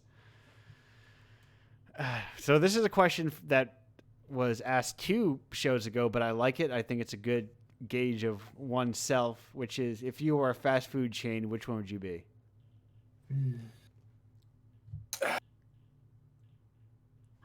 So I've never been to Jollibee, but like I feel like their energy vibes me very well. So I think I'd be a Jollibee. Okay, now follow-up question: what is a Jollibee? It's a Filipino restaurant chain. Okay. It's mostly based out on the West Coast, I believe. So I never went to one. Even when I lived in California, it was just a weird oddity to me that I just would like pass by and be like, I'll just stick with like Taco Bell things. But like, so they got so they have a lot of like Filipino like comfort food staples, like fried chicken, spaghetti. They have what's the dessert called? It's like halo halo or something. It's like a layered dessert where it's like just everything. It's like jello and like pudding and just I think there's like some cookie bits or like fruit and like a bunch of stuff just in it layered on top of each other. So and it's like it's not. But I just like the fact that they commit to their specific niche so hard, you know, because it's not very like fried chicken spaghetti, not a typical combo for Americans. But like no, we're doing food that we liked in like a fast food format, and we just have this chaotic energy to it that I appreciate. I very much had this conversation on a previous episode of Indiepocalypse with Maria of I forget what issue. She does like tabletop lyric games and was literally in the Philippines. So hearing all of and I made one of those desserts. I forget what it's called, but it was like rice and chocolate, and you mix them together. Nice. But I forget what it's called. It's got some L's in it. I think a CH. But I also love Filipino breakfast. I feel like Eastern Asia does breakfast better than us because it's just like it's really good savory food that just happens to be in the morning, and I like that a lot. It's like, yo, we got some garlic fried rice, we got some eggs, and we got like some cured sausage or some pork or whatever. Good stuff. Does sound good. Oh. Returning to the question, I feel that my soul is inextricably linked with Wendy's after working at one for 4 years. So Okay. I can't imagine any other possibility. You're kind of like a square patty kind of person. I would say so. I like symmetry. I think I enjoyed their fried chicken sandwiches. Chicken's good. It was good however many years ago I worked there. It's the best fast food item, I feel like. What is? The Wendy's spicy chicken sandwich, I feel like it's just like the number Yeah. one thing that It's really good. It is quite good. I cannot, despite my grudge I hold, I cannot deny that I still crave Wendy's food often. I wish it was there. I have to go to I don't pass one reasonably, but occasionally I would pass a Burger King on the highway, and I would also get spicy chicken. And then like sometimes I've found myself going to just like cheap fast food sometimes because I miss traveling, and it creates a sense of travel. Yeah, I got you. The time when you can have a Big Mac at like 7 a.m. in an airport, because what does time even mean anymore? What it's a construct. Who cares? Mhm. I'm in Toronto. I guess I'll have a Whataburger or something. Wait, is that only a Texas thing? Do they Whataburger in Canada? No, it's a Wahlburgers, I think. Oh, Wahlburger. Okay, I think I said Yeah. I did say Whataburger. Whataburger, but I think I was wrong. I think it was a Wahlburgers, which is close enough, I think, geographically. Like I'm not a healthy person, but one of the few rules I do hold to is if I'm gonna have like terrible junk, I need to either be like in transit or I have to walk to it. Yeah. And so right now the closest like actual fast food is over a mile away, so I don't have fast food very often. Yeah, same. The only things that are like near me right now are a bunch of like pretty good Vietnamese restaurants for the most part. I have a Domino's 3 minutes from my house. Right? Well, yes, I also have that on the block that I live on, but I don't do that one often. But I can get pho whenever I want, and that's really good. Oh yeah, I love pho. Man, I don't know, just that's my favorite of the of like the staple like noodle soup. Yeah. Like ramen's good. I like ramen too, but it's like Yeah. kind of greasy sometimes and kind of heavy, and like pho. It's a lot. It's a lot. Pho is just like in the middle of the day. I just want something like pretty clear that's like nice and savory. I can make it spicy if I want to. Yeah, ramen could be a little bit much sometimes for me. Oh, I looked Man, it up. I had ramen in Japan and I'm now spoiled forever. Oh, well, that's a different story. Ramen in Japan is so good. That Yeah, but at the same time though, like Japanese people aren't locked to Japan. It's not like there's this weird idea where it's like the food is only real if it comes from like the one place. But That's like, true. That's true. No, I understand, but I haven't found a single place yet that like in the US, I haven't been to a single place where like the ramen was as good as what I had in Japan. I know it's out there. I just haven't found it yet. Well, there you go. We got to go to GDC again. We got to hook you up, and like we won't stop until we find the place. Screw the actual convention. I'm pretty sure there doesn't exist one in Austin at the very least, because I've been to the ramen places in Austin, and I don't think any of them come close. Yeah, I have to drive like an hour to get to even to be able to purchase ramen. Wait, where are you at? I'm in Massachusetts, but not in like a city. Oh, I was say even in like I'm in Ferndale, which is like a suburb of Detroit, like the Metro Detroit area, and there's still some decent like Japanese food around here. It's pretty. I don't know. It's pretty good. I have a Thai restaurant nearby, but they don't have. And the Japanese place I have nearby is like a steakhouse, and they don't have ramen. They have like udon and stuff, like other noodles, but it's mostly like a sushi and steakhouse place. Oh, udon can be really good too. Yeah. But also, I just miss the actual restaurant experience. Like, I don't know. I just can't wait. Yeah. Yeah. Turns out this show, instead of like alleviating the anxiety of not being able to go out, and it actually makes it worse, because now it's like, now I'm not going to a place where I know nobody. There's theoretically, I would like, oh, now I could theoretically go to an event and I would know people who are there. And it makes it worse. Mm-hmm. Also, that Filipino rice pudding dish was champorado. I looked it up. I've not heard of that one, but I would be down to try it.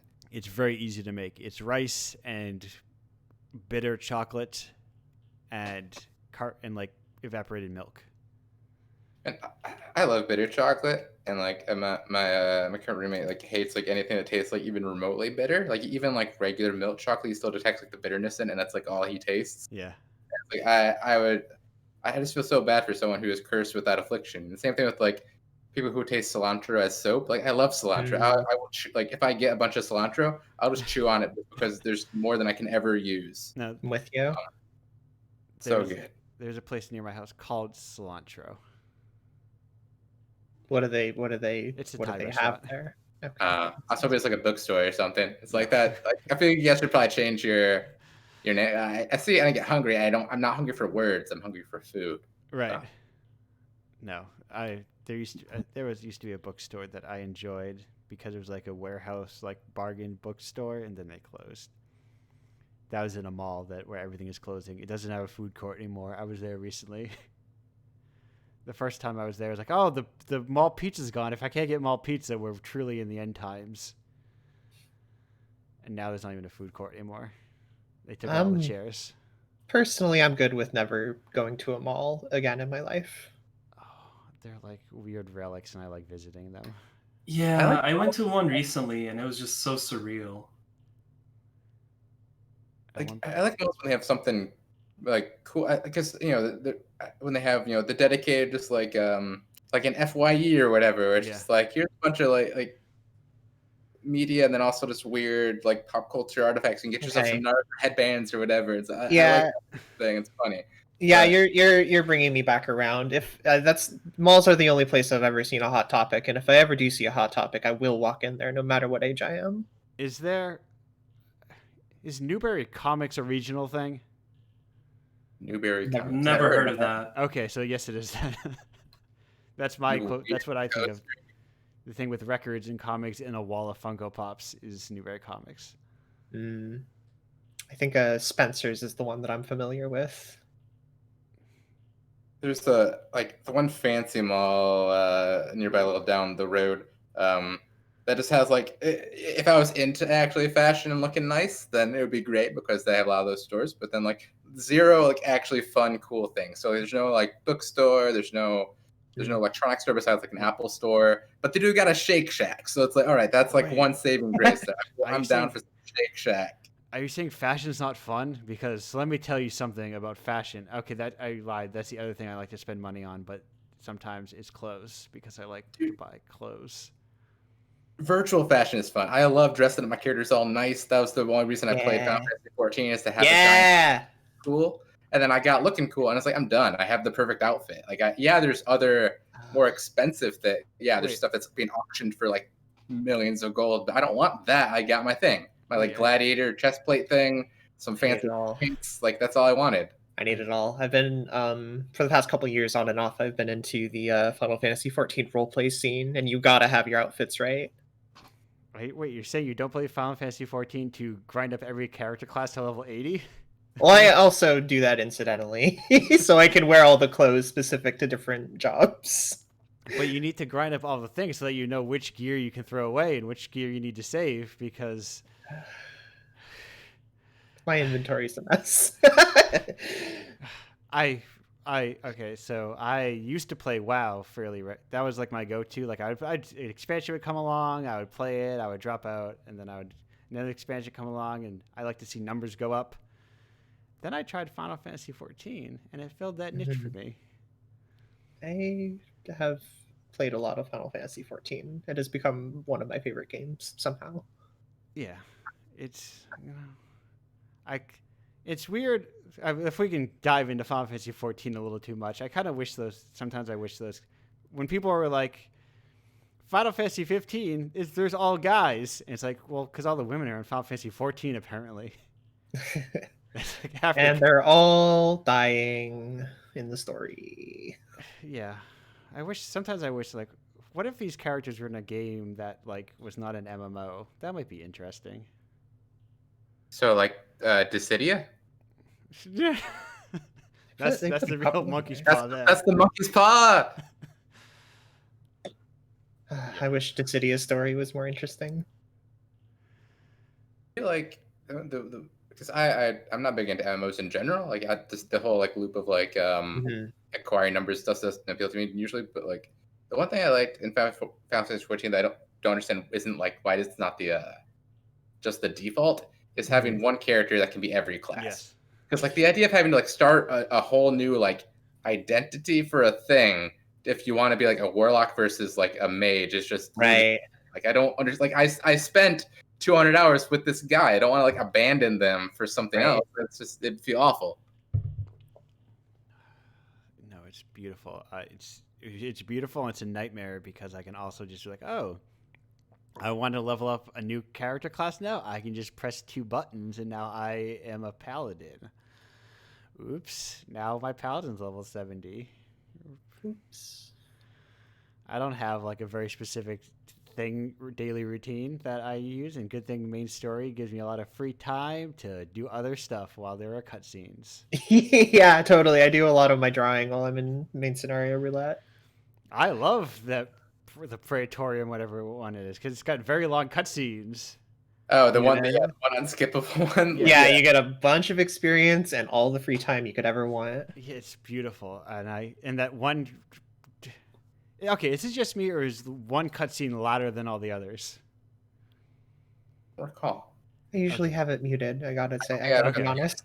I was gonna say, because I feel like the one is louder, but it might be in my imagination. I didn't know. Anyway, this is not the Final Fantasy 14 cast. We're talking about Final Fantasy 14. I mean, I spent most of my time talking about card games, so it's like this is a space for all ideas and things. Why do you even talk about horsemanship? I feel disrespected. Horsemanship. It's a text that like two or three cards in Magic the Gathering have back from like 3 portals. Oh, yeah, or something. It was like flying, but it was like thematically based on like the Legend of the Three Kingdoms or whatever that. I think it was called 3 Portals or something. Yeah.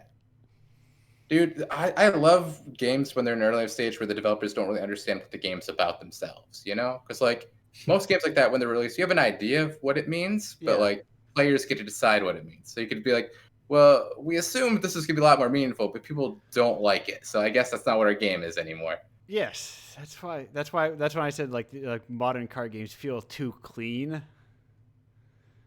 They feel like somebody thought them out too much and planned too well.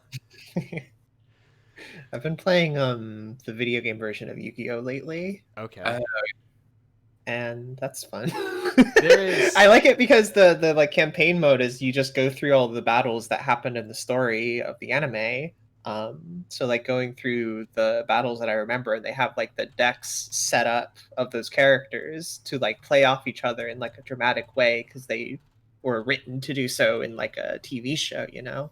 So it feels very satisfying.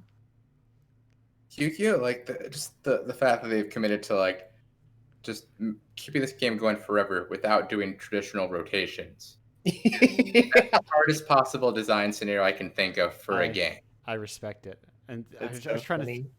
I will look it up at some point and put it into our secret private Discord. But there is like a Beanie Tuesday, I think that's his name, tweet where it's like Magic versus Yu-Gi-Oh, like card descriptions, and the Magic one is like thoughtful moves or thoughtful decision. It's like look at the top 3 cards, pick one of them, shuffle the other ones midway through your deck, and it's 2 guys like thinking about things, you know, and like they have Mhm. funny hats, and Yu-Gi-Oh is like, I'm evil hot dog. Yeah. It's like Chromega Thermal Collider. Like shuffle two collider cards from your graveyard into your deck, and then take 2 cards from the top of your deck and put them into your hand. As long as you have 3 chroma cards, like it's man, Yeah. I can't like I can't Tweet. parse it. My favorite Yu-Gi-Oh card that I've discovered through playing this game is called Fairy Witch, and the description just reads, was a fairy but then decided to become a witch, and I respect that a lot.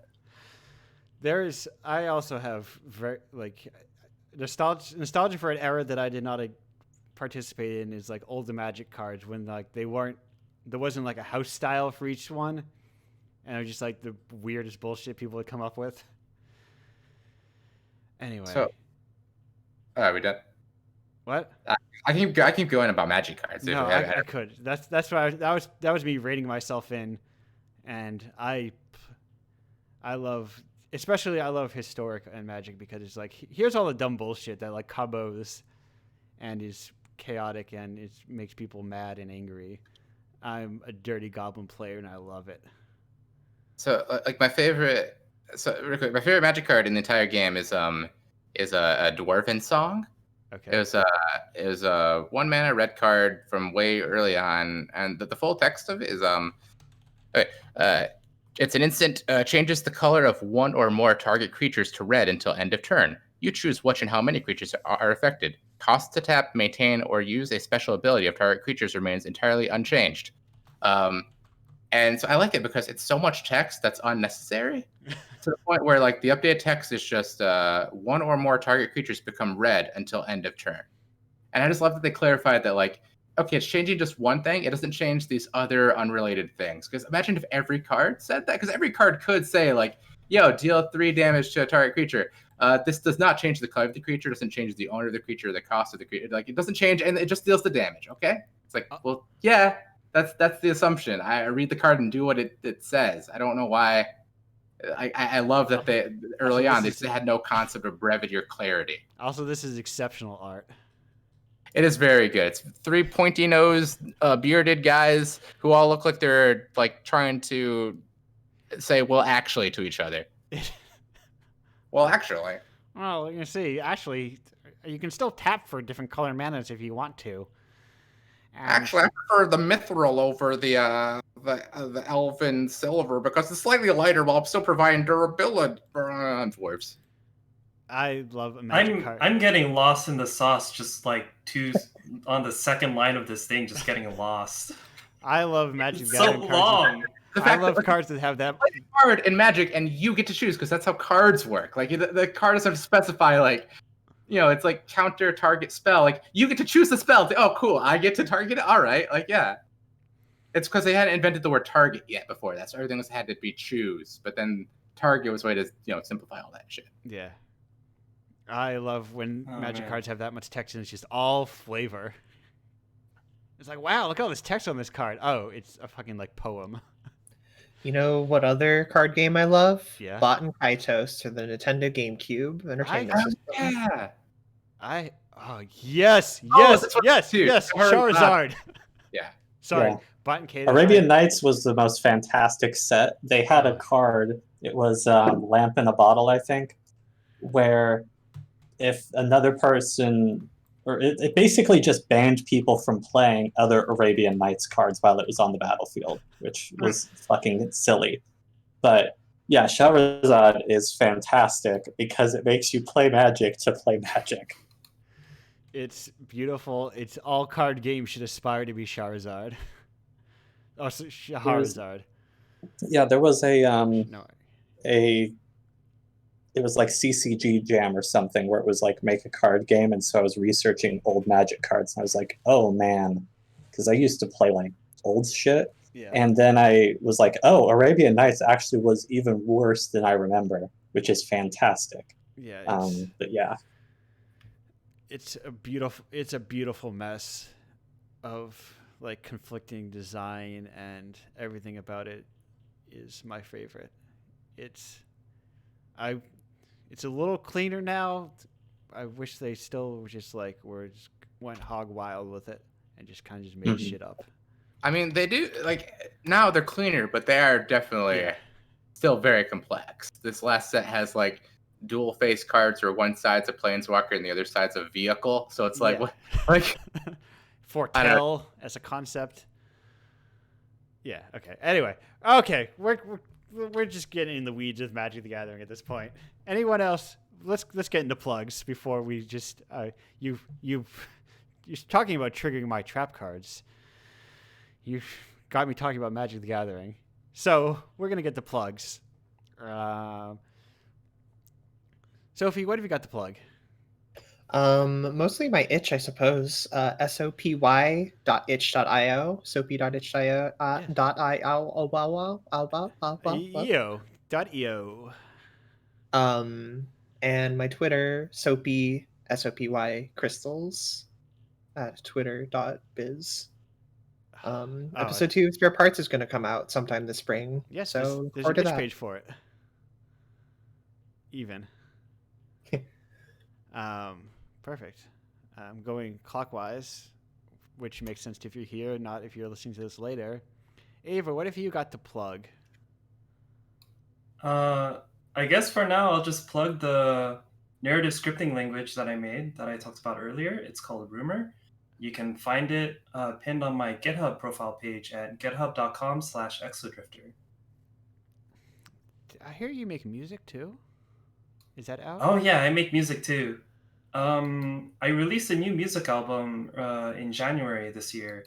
You can find that on my website at exodrifter.space. Perfect. You might have heard some of those songs played on this very radio show. They're good stuff.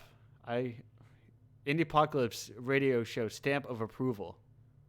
Thanks. And I also normally stream music production every week, but things have been a little crazy lately, so I haven't started that back up. But soon. I believe even if you checked on this, I believe you are even hosted on this. You're one of my auto hosts, I think. Oh, awesome. I try to make I use this page once a week, so I try to auto host all, past contributors where I can. But yeah, I host, I just like make music every week usually. Cool. And it's fun. It's a good time. Steven, plugs.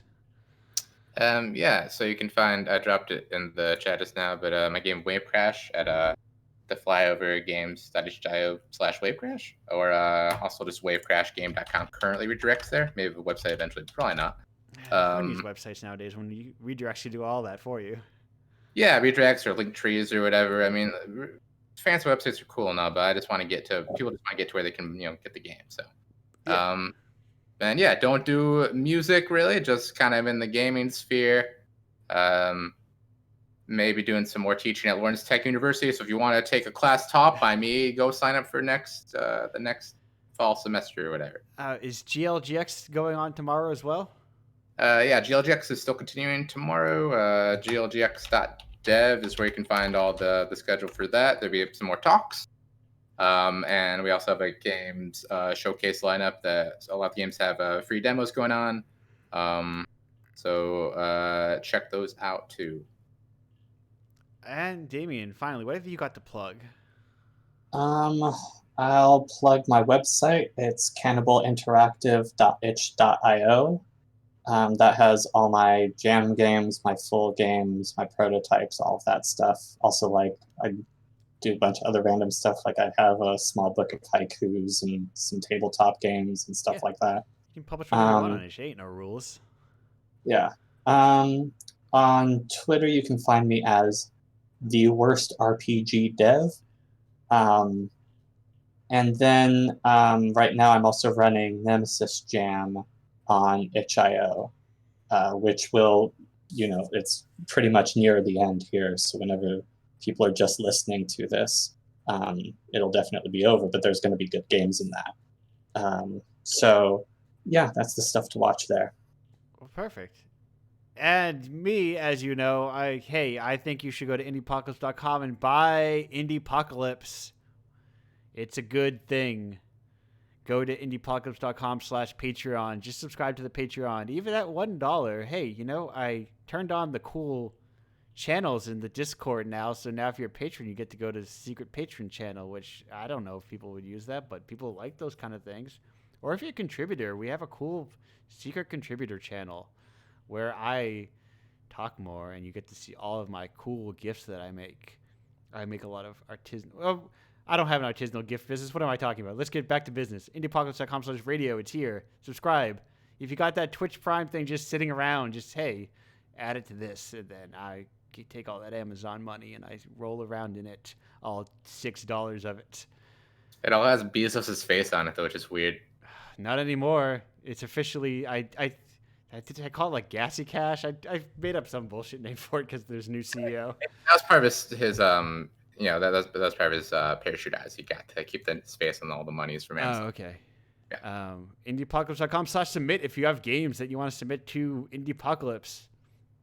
Indiepocalypse.com/zine if you want to submit stuff for the zine. I'm doing something with that. I feel like that's going to go through a restructuring soon as I come up with more ideas for like what I want that to be and how I want that to be like a thing that's more consistent.